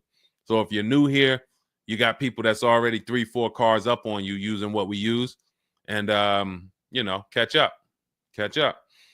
All right, go ahead, Dolan. I saw we got a couple more from Carrie Ann. We got Linda March. Following your book to secure a lease, how do I get it? Oh, that's what we just answered. We already answered that one from IDK. I saw you grabbed it, but I answered it before you grabbed it. Carrie Ann Gifted Hands. Evening. Okay. Can a dealership... I'm sorry. I'm having trouble reading. I'm going to have tea on these broadcasts, because can a dealership take your newly purchased vehicle to a private mechanic without telling you? Actual dealership, because he refused to pay the money to get it fixed. Can a dealership take your newly purchased car? So if they're taking it to a private mechanic, then it most likely does not have a manufacturer warranty, because if it had a manufacturer warranty, for example, Kia has a 10-year manufacturer warranty, bumper to bumper warranty. I think it's 10-year bumper to bumper. But when the manufacturer puts a warranty on a car, dealerships don't really want to take it anywhere, because the manufacturer is covering the cost. They're covering the cost of the parts. They're paying the dealership for the labor. So it sounds to me like you got a pre-owned car and it was newly purchased to you, but it doesn't have a warranty. So they may have offered you some form of warranty. Maybe they put something in writing, and whenever you buy a car, you should have something in writing on the buyer's order. This is why we have a whole step in my book for paperwork and protection. That's step 6, because you need to have certain things in writing before you actually take delivery or pick up. But it sounds like they probably had an in-house warranty, like, hey, if you come back, you got 30 days or 3,000 miles, or you got 90 days, and if anything goes wrong, just come on, bring it back. And now you brought it back because you had an issue, and they're looking and saying, well, our guys can't fix the issue, or we don't want to pay our guys to fix it. We're going to pay, this guy over here, and he's going to fix it. He can do that because there's nothing in writing that says he can't do that. And she said, correct. Ask me how I know. I swear, the reason why I invite you into my world, guys, is because everything that you think is complex is totally normal for us. That's a crazy situation for you. I can tell you exactly what's going on because I've seen this situation for the last 20 years. So when you're coming into our world, it's like, wow, this guy really knows. I see why he can kind of keep me calm, because this stuff is calm for me. That's where I want you. It's like being with somebody and you're going into a scary situation, but they've been here 200 times. Oh, it's dark back there. No, nothing ever comes from back there. When we get up here, you're going to hear some sounds in the bush, but that's just little raccoons and they're harmless. They actually like, oh, okay. You start to get more comfortable because the other person has been here a lot. So there's nothing in writing that says he can't do that. But if it is in writing that he needs to fix the issue, that's really all you care about. What's really in writing is you need to fix this. How you fix it and who you get to fix it, that's your internal business. If you want to take it and outsource it to another mechanic because your mechanic can't figure it out, that's fine. Some dealers have a relationship with a dealer up the road. So if, a used car dealer might take it to a Subaru dealer if it's a Subaru, and they might, but their thing is they need to get it fixed because they're obligated. You said just purchased it, went back into the shop 2 weeks later, still did not have it back. Exactly. So they're going to try to do everything possible to get it fixed. And that may include taking it to someone who they think can fix it. Now, I assume, are your payments due? Did you start a loan? Because this is different if you have a loan and you have my car and I have a payment due in 2 weeks or 3 weeks or 1 week. And if my payment is due, then I'm going to actually wait probably 1 month. And if I don't have anything in writing of when I'm getting this car back, then I'm going to make a police report. And because now I'm getting ready to either unravel this deal. You got to give me a car. I need to, and watch this. Why the police report? It's to document what's happening.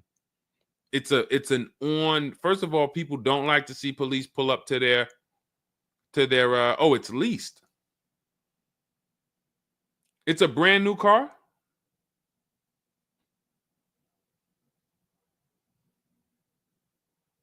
It's a brand new car. Most leases are brand new.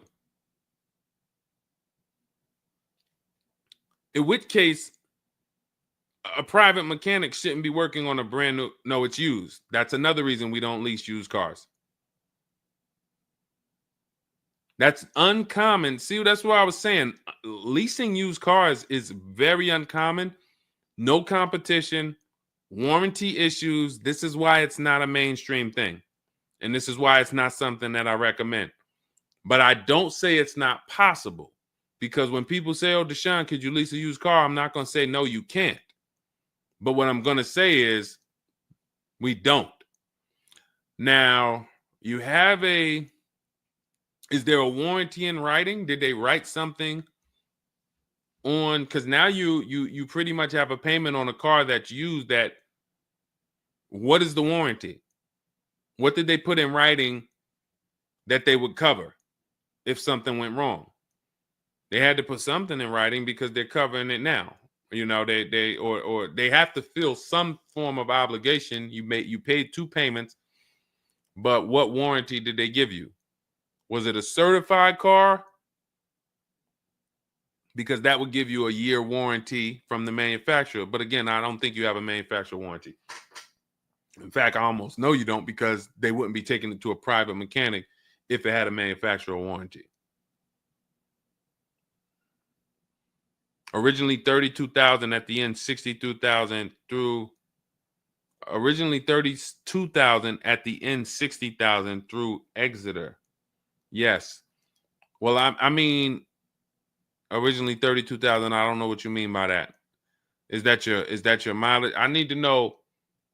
Did they put something in writing saying that they were giving you a warranty?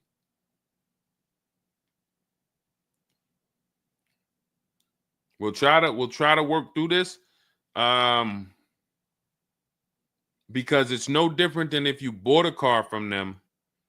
There's a bank involved, but it's a used car. It's no warranty, and they're pretty much holding on to it and trying to fix it. And if they can't fix it, we need to know, are they obligated to fix it or not? If there's nothing in writing saying, hey, you have this time where you can bring it back and we'll fix it, then that's gonna be that's gonna be hell for you. So we really don't want that. So, but I can't tell you how to approach this without knowing what is in writing. And again, when you get my book, not you, I'm just gonna try to help you through, but I'm talking to you. That's why we have step 6 is paperwork. Because when you're sitting there looking at a bunch of paperwork and they're telling you to sign it, okay, sign this now. All right, this is your motor vehicle stuff. This is your okay, do you want this? What is important and what's not? What is important and what's not important? Out of all of this stuff, there may be 1-2 words on here that I need to know. I need to look at that buyer's order, and I need every used car, every single used car. I need to know what the warranty is when I drive off. Is it as is? That means when I drive off, it's on you. If the axle falls out on the highway 5 miles from here, you just signed an as-is deal. Buyer beware, it's on you. Is it 30 days, 1,000 miles? Who's going to do the work? Is it from the manufacturer? Is it from this dealership? Where can I go and use this at? You got to come back here. Do I have to go? Is this a nationwide warranty? I need to know what is covered on this paperwork so that I don't end up in a situation that we're trying to get out of right now. The warranty is through portfolio protection.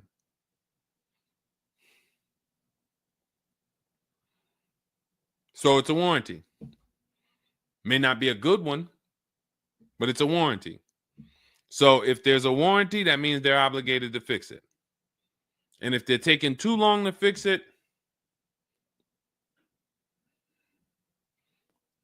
and I have a payment, did they put you in a loaner car? Are you driving now? What are you driving now? If I bought a car with a warranty and then it had problems, I dropped it back off to the dealership and they had it for 2 weeks, and I have payments I'm still making on it, I just got it and it's in the shop, I'm not going to let that car stay in the shop more than 30 days with no car. I'm in a loaner. Okay, so you got to just chill out. You got to just chill out. Hopefully the loaner is as nice as the car you got. And if the car and if that's the case, then you just chill out. It's not a mainstream program you're in. It's like a black market program. That's the best way I could describe it. These companies that lease used cars, it's a black market kind of behind. It's not a mainstream thing. That's why all of these companies are small or like very little known name companies. They could go out of business. Nobody knew. Who the heck were they? Nobody knew. portfolio such and such went out of business. I never even heard of them. Who are they? Because they operate in the black market back there.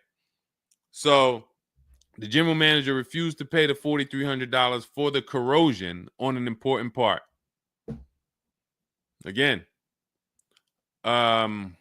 what's your payment on the car? I just want to, I think this is a valuable lesson.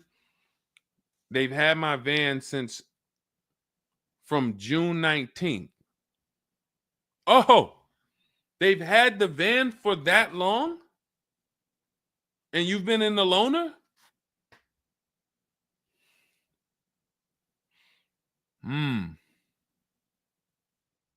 Holy crap. All right, what do I do from you? What's your payment on the car?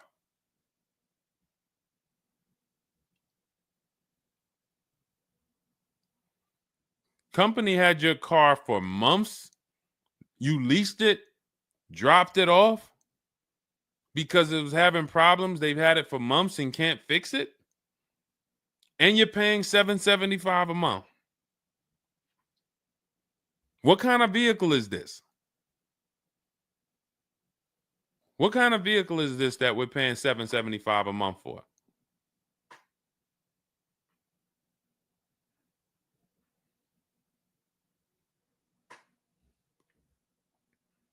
I just want to give you some time to type. I mean, I like to try to give you, I like to try to give you a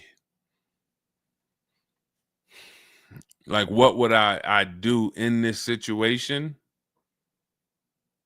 And then you have to realize that you can never put yourself in this situation again. Pacifica, a Chrysler Pacifica. It's just getting worse and worse. $775. Do you know what you could be driving for $775? See, the used car leases. Why the used car leases? They don't even make financial. It's not even like a huge financial win. If you'd have told me I'm driving a Chrysler Pacifica and it's $300 a month, $250 a month, then I'd said, okay, well, maybe they're giving you a stupid deal. But I could show you 5 cars for $775 a month that are $80,000 and $90,000 cars, brand new cars. I'm sorry, for $775 a month, I can show you $775, $60,000 cars, $55,000 to $65,000 cars, no money down. I also traded in a Buick and they gave me $2,000 for that. Listen, dear. All right. They want to keep you in the car. God, how can you get out of this car? Oh man. And just so you know, some situations you can't get out of. So it's not like there's always a way out. There are some situations. That's why the reason why I want you to have my book, 7 Steps, Cars from Home, 5-star rated, Google it. The reason why is because you're not going to, once you sign that paperwork, it's not as easy as you've been taught to just get out of it. If it's a bad deal, if it's an overpayment, you go switch your car, it doesn't mean you got out of that deal. You just got out of that car. You rolled over the negative equity to this deal. Car deals are like, once you sign them, the damage is done. And then it's about, all right, what's the best way to get out where I lose the least amount of money on this deal? But I'm going to lose. Negative equity, it's going to be there. So it's much better to arm yourself beforehand than to say, all right, I'm in this situation now. How do I get out of it? Because some situations can't be gotten out of. People used to walk into the dealership, they got 15,000 of negative equity. Oh man, you can't get me in nothing. Can't get you in nothing. Well, when I put you at this car, you see this car, you like it, right? Yeah, man, I like that. All right, I got you the $450 a month on that car. That's a good payment. Absolutely, man. Come on, I'll take that right now. Okay, now let's bring your $14,000 of negative equity over. Yet $450 a month. That goes up to now $700 a month. Oh man, shoot, man. Yeah, nah, that I can't even afford that. But hey, here's the bad part. Even if you could afford it, the bank's not going to approve it. So it doesn't matter if you could afford it because the bank's not going to approve it. So you cannot get out of that car. So that's why you arm yourself now. That's why I'm telling you, before you need a car, before you go sign the paperwork, make sure that you are armed with the right information. So now, if in this particular case, and you have a cosigner, you put a cosigner on here, told us to wait 6 months, and then we can switch owner names and info. Every time I think this can't get worse, you make another comment, and it just gets worse and worse. They called me in yesterday to pick it up, and the same problems were present.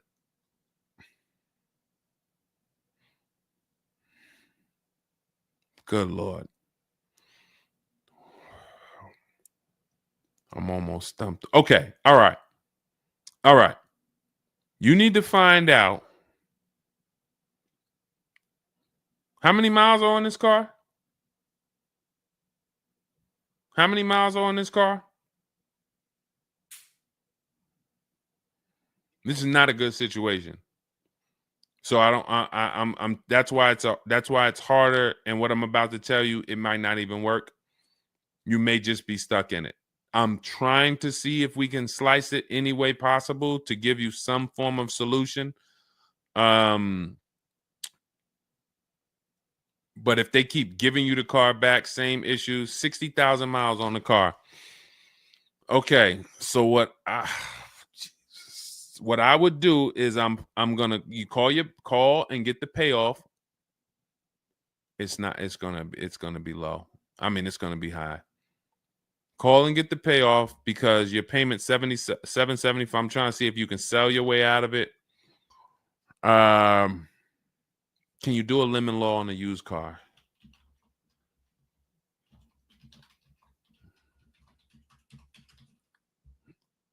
Let's see. Yes, some states have lemon laws that cover used cars, but the specifics vary by state. What state are you in?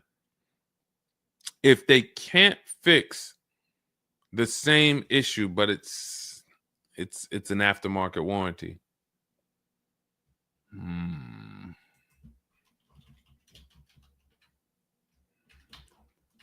What state are you in?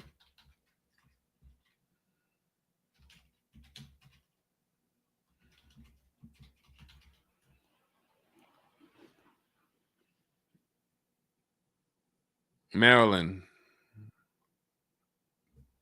Let me see. On a used car, Maryland.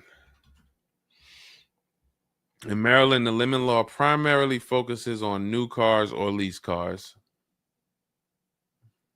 Nope, that's not going to work.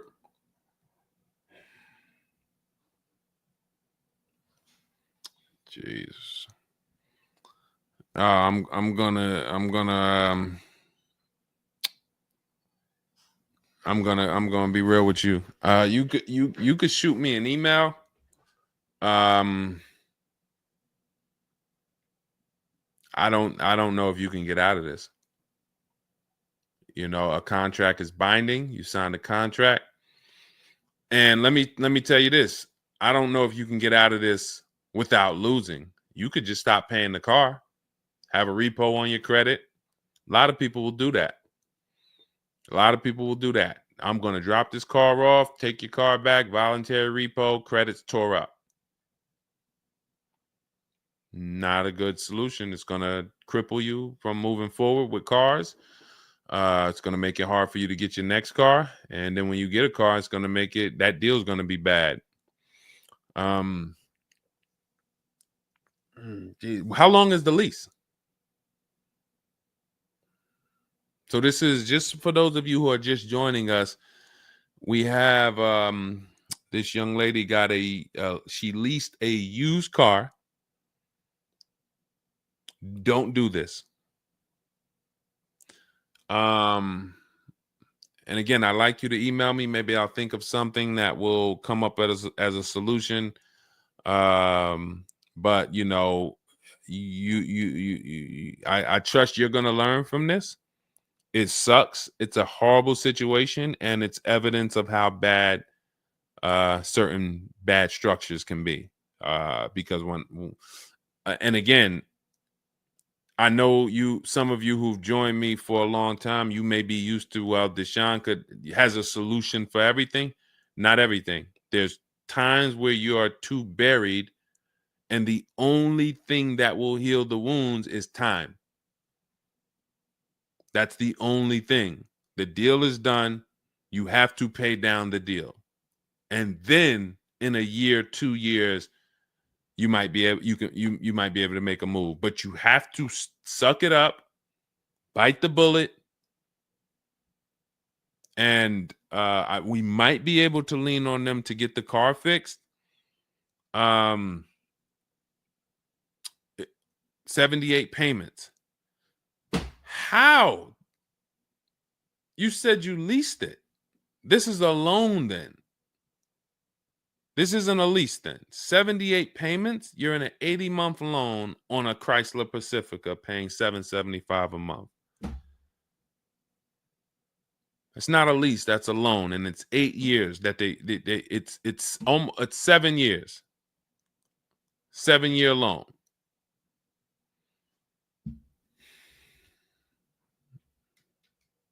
I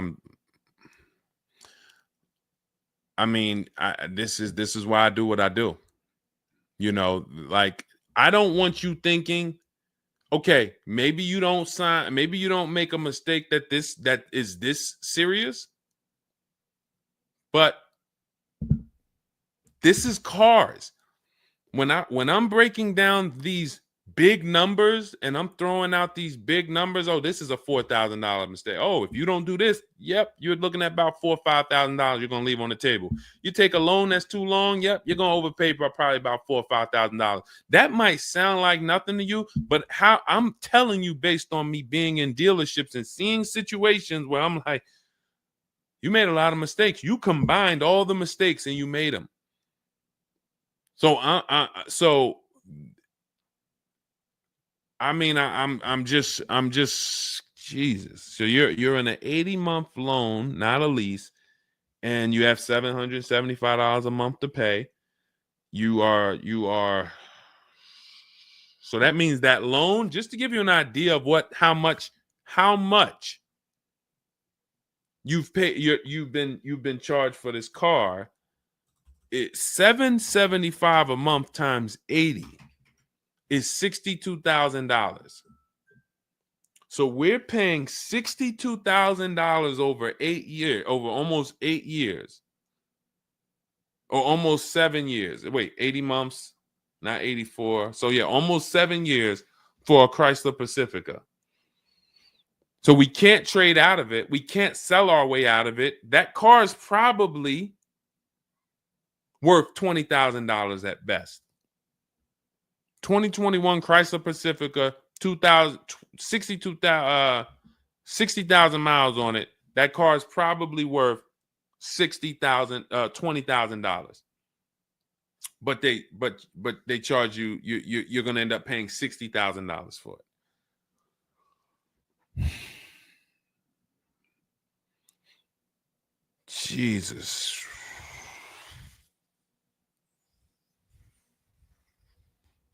Most people will let the car go. Most people will let the car go. I don't. If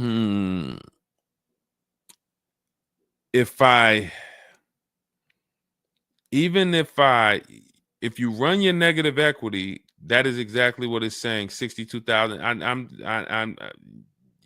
It's exactly what it's saying. $62,400 to be exact, including the $2,000 down payment.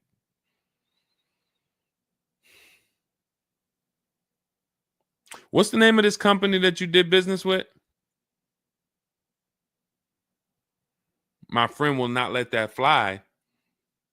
That is one of the worst car transactions that I've ever seen anyone in.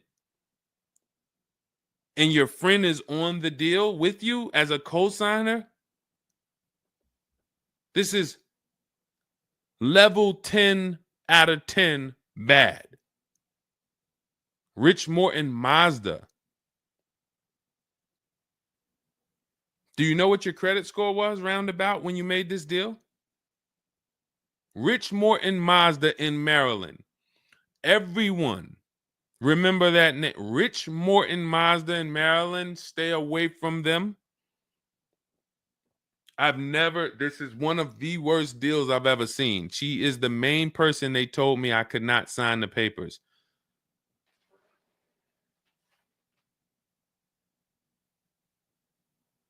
Oh. We wouldn't be friends anymore. Now, here's the truth. Nobody pulled the wool over anybody's eyes. We looked at these numbers. She didn't say to you, wait, these numbers look crazy. I'm not signing them. You're not getting this car.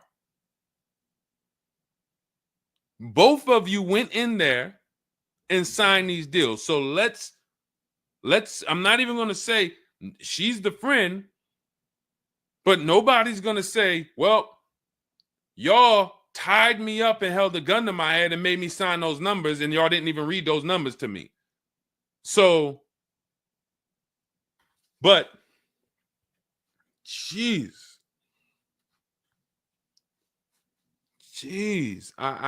this, you're buried. You are buried in this car.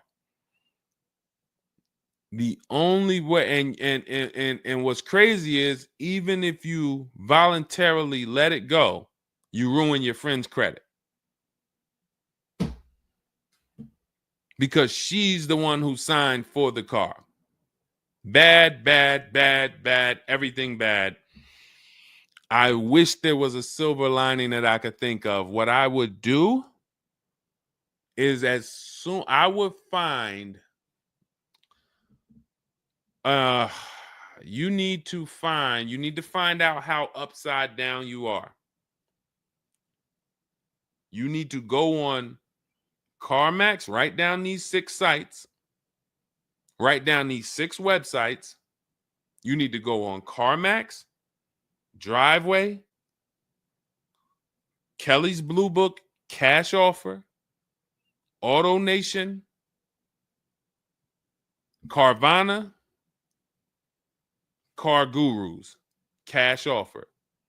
And you need to see what that car is worth. Let's say they say the highest offer is $25,000. $25,000. The total of your payments is not what you owe. That's what you would have paid after 7 years. You need to call the bank and you need to get the payoff. That is what you do tomorrow morning. You go on those websites tonight or today. You find out what this Chrysler Pacifica is worth. And then you call the bank tomorrow or the next or whenever, and you get the payoff. And you need to know what that gap is. If that gap is $25,000, then I am trying to get out of that car, and it might not be this year. It might not be this year, but I need to right now. I would go into an electric car lease where I could get, like, there are certain electric cars, and if I was shopping them, I would choose a bunch of them that were 50. I mean, I got a couple people who've gotten Like Val, she just got her electric vehicle. Some of these electric vehicles people are saving. This is a 1.16, but even going back to Zafrina's first deal, she got an electric car and she probably got like close to 17 grand off the car. Milligan, I always use Milligan because she got one of the biggest discounts ever using what we use. It's an electric car, but she got, where's Milligan? I got to label these better, Dolan. Remind me I got to label these better because I cannot just cycle through these. Sean got 20 grand off. The reason why you need a car that when you shop your deals, you need like $30,000 off the price of the car. And because right now you're paying a high payment and the car is worth nowhere near what you're paying. So as you pay $775 every month, you're paying it towards an asset that is worth nowhere near what you're paying. You also need to find out if you have gap insurance. So I'm going to give you those 2 homework assignments. And then the next time we're live, you jump on the show and you tell us what you did. Those 2 homework. Find out if you have gap insurance. And then you need to get your payoff and go on those websites and get the cash offers and find out what the gap is. Because if the gap is $25,000, then what I'm doing is I'm shopping. If you listen, you get, if before I tell you to get the book so that you can shop a bunch of different electric cars from home, you need to get $25,000 off the price of some electric car. While they still got the rebate, while they still got the incentives, those incentives are going to go away. When do the electric car incentives go away? Let's see. Hold on.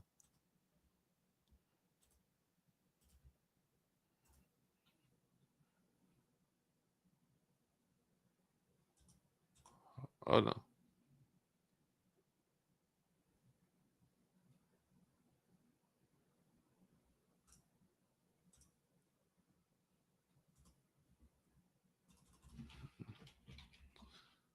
When do EV incentives?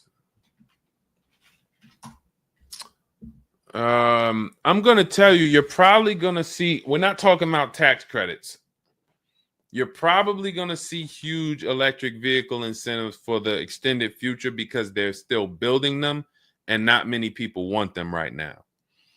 So you need to get like $25,000 off the price of some car or more. Like I said, with Milligan, she got she got almost 27,000 off.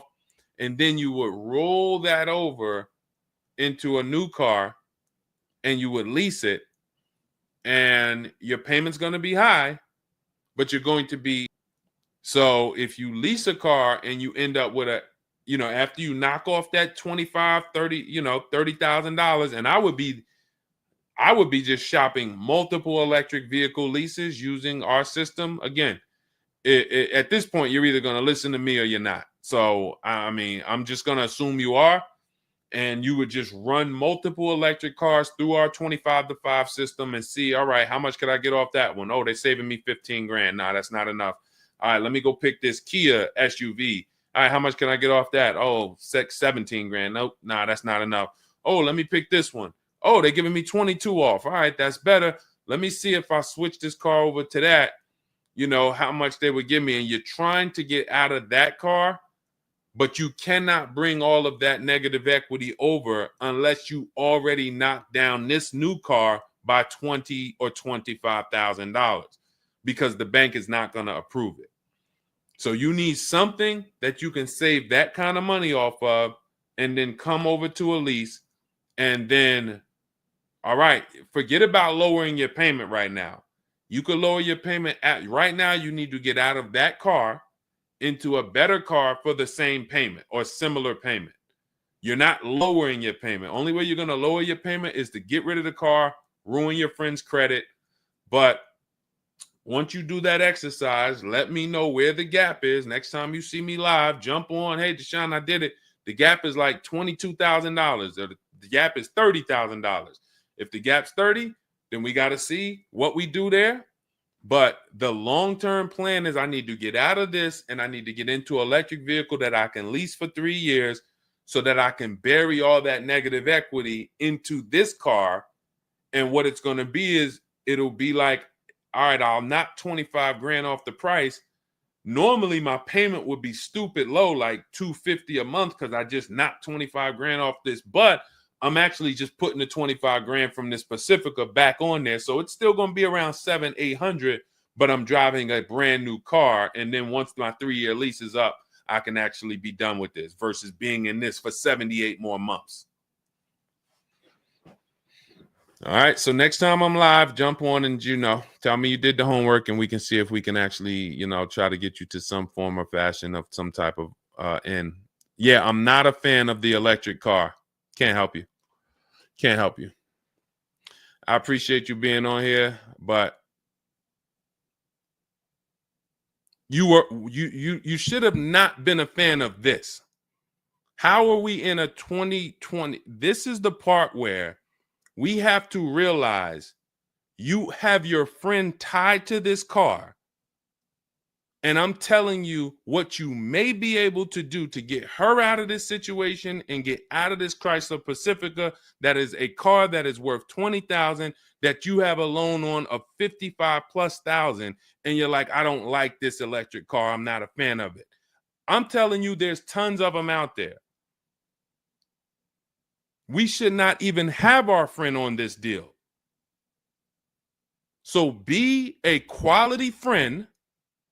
Don't be like the people who will come into the dealership, put their friend on the credit, on the credit. Hey, can you sign for me? I had one girl that would come in and she had her mom on one car, burned her mom, and they had somebody else from the church coming in here to sign for her to get another car because she burned her mother's credit. Didn't care about nobody. Do not be that person. You have someone tied. Your friend was nice enough to be on this horrible, terrible deal with you. Now you need to do something to show her you are trying to get her out of this deal, regardless of how you feel about the car, because you should be feeling terrible about the Chrysler Pacifica that you're in that we have an 80-month loan on. She is the one who put us in this situation and we are trying to go the best route. So how are you in the deal? Does the lease go from the day you got it to the anniversary day? It goes usually 3 years. How are you in the deal?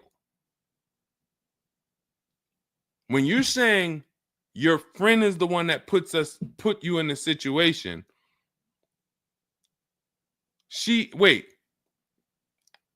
in one breath you're saying, believe it or not, she's the one who encouraged me to get it. And then in another breath, you're saying she's the one who put me in the deal, who put us in this situation.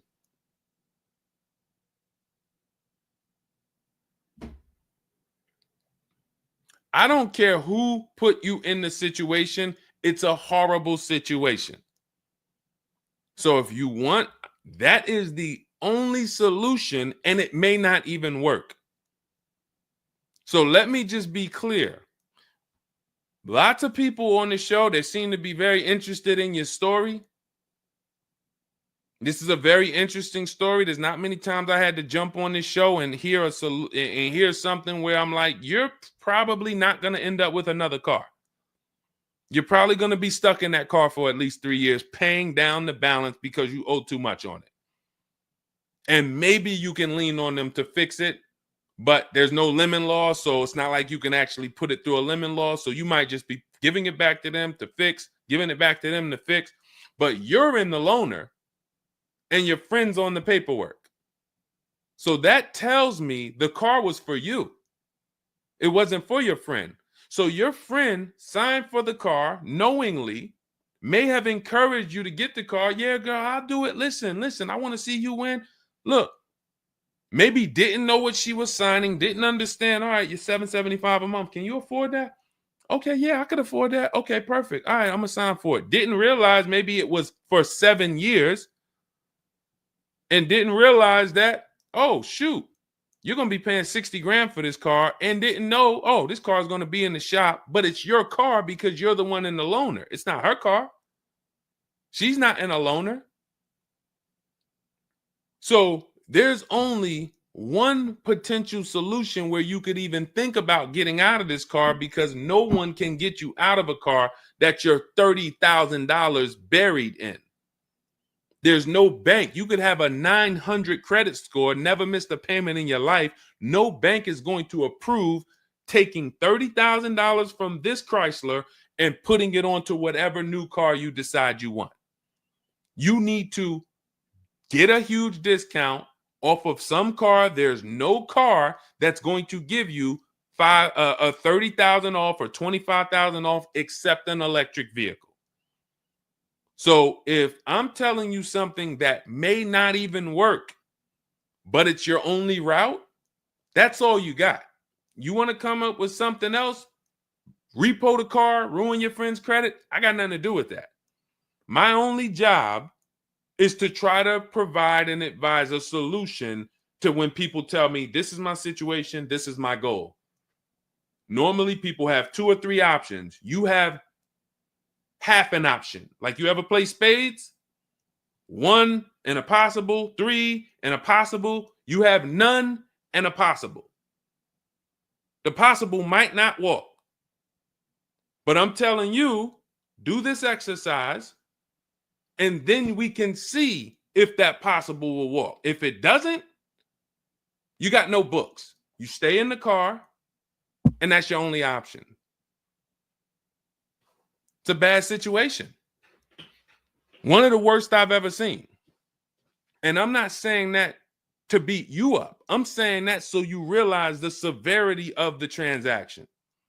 So if I have to bite this bullet and I got to pay this car for the next 2 years, 3 years, it's because I'm in a bad situation. And then when I pay down this car, maybe I can make a different move in 2 years. And then I'll be much wiser before I make my moves, so that I never end up in this situation again. Okay? So for everybody who joined, this was great. Again, my goal is to keep you from ever making mistakes. Every mistake you make on a car transaction costs you thousands of dollars. There is no the least expensive mistake you could make is getting gap insurance when you didn't need it. Getting gap insurance when you didn't need it, you just paid probably $400 or $500. You didn't need it. All right, you lost $400 or $500. That's the least expensive mistake you can make on a car. Everything else is thousands of dollars, $2,000 mistakes, $5,000 mistakes, and more. So you can avoid every mistake by having a step-by-step checklist. If it's in Deshone's book, I do it. If it's not in his digital book, I don't do it. So there's no way I'm going to make a mistake. That's okay, TJ girl. We'll be back tomorrow. If I'm giving you a checklist, check, do this, check, check. You're doing everything I say do. There's no room for a mistake. You're not following an almanac. You're following a checklist. That's why my book is called Cars from Home, 7 Steps to Saving Time, Money, and Avoiding Dealerships. Step 1 through 7, check them off. You do car transactions mistake-free. You don't miss any money with your financing. You don't buy bad cars. You don't do anything that you're like, oh, was this good? No, it's a checklist. So normally it's $97. It's a digital book. So you can have it in your inbox in about 5 minutes, and you'll get it for 75% off as part of our welcome offer in my TikTok bio, Instagram bio, Facebook comments, or the YouTube comments. There's a link there. Just get there before that 2-hour countdown expires. Once it expires, it goes back up to $97, which is still worth every penny. You spend $700 on a home inspection. Why do you spend $700 on a home inspection when you might not even buy the home? Inspector might come back and say to you, you know what? Hey, listen, I got the report for you. Just so you know, that roof needs replacing. Those boards, the electrical system in the back. There's a lot of stuff that's not up to code. And then in the basement, you got some water coming in through the foundation there. Listen, house needs a lot of work. Here you go. $700. You and your family might not buy that house. Do you say to yourself, man, I wasted that $700. Man, we could have kept our $700. No. You say to yourself, man, I'm glad we got that home inspection, man. We would have been in trouble. So this is how we approach cars. This is how people who I show you throughout the stream approach cars when they're working with cars from home.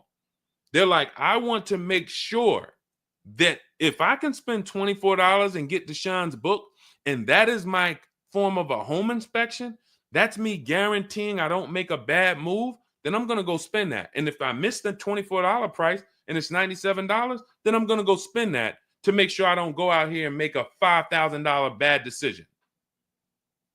That's what we hold ourselves to. Thank you, Stephen Nash. Good to see you. So go grab your copy before the countdown expires. Get it for $24 instead of $97. It's in my TikTok bio, Instagram bio, YouTube comments, or the Facebook comments. And then use that step-by-step. New cars. Everything is in there for you to shop empowered, mistake-free, for you to be the prize. You deserve to be the prize. There is nothing else that you would spend $10,000 or $50,000 on, or some of you are going to get a $100,000 car. There's nothing else that you would go in spending that money on, and you wouldn't feel like you're the prize. You wouldn't go into the mall to spend $40,000 and say, y'all better get the velvet ropes. If you went into the mall to make a $40,000 decision, you'd be, hey, close this store down. I'm about to spend $40,000. You'd be bringing champagne out. All right, close the velvet ropes. Where's the velvet ropes? Everybody stay outside. This person's about to spend $40,000. But a $40,000 car, you go in and you'll take the mistreatment. You'll leave buyer's remorse. Not anymore. When you make the decision to get your book, follow these steps, you are mistake-free. You'll save all the money. And then when you drive off in your car, you feel like you're the prize. This dealer won my business.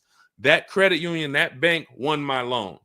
This deal, buyer, Carvana, CarMax, Driveway, they got to buy my old car because they put the best bid up. Everybody won a bid.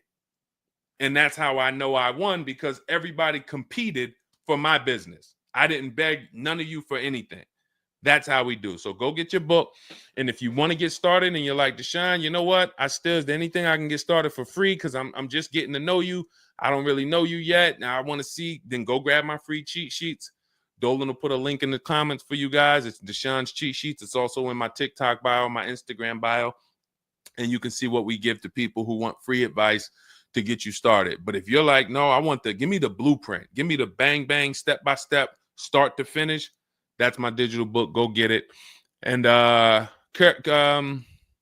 carry in gifted hands. Please check back in with us.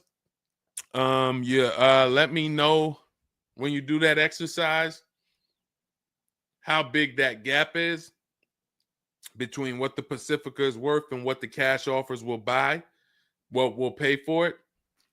And then hopefully you can get to some solution. So I appreciate you sharing the story. I appreciate you being forthcoming, and certainly we'll wait to hear from you. Thank you everybody for joining us. We've been on here for almost 2.5 hours. It was a longer show, but I hope you all got a lot out of it. We talked a lot about all different things.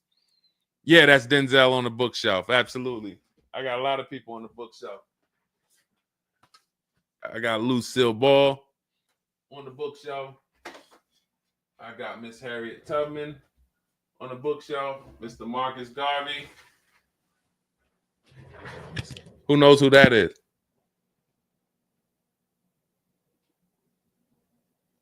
That's the great one.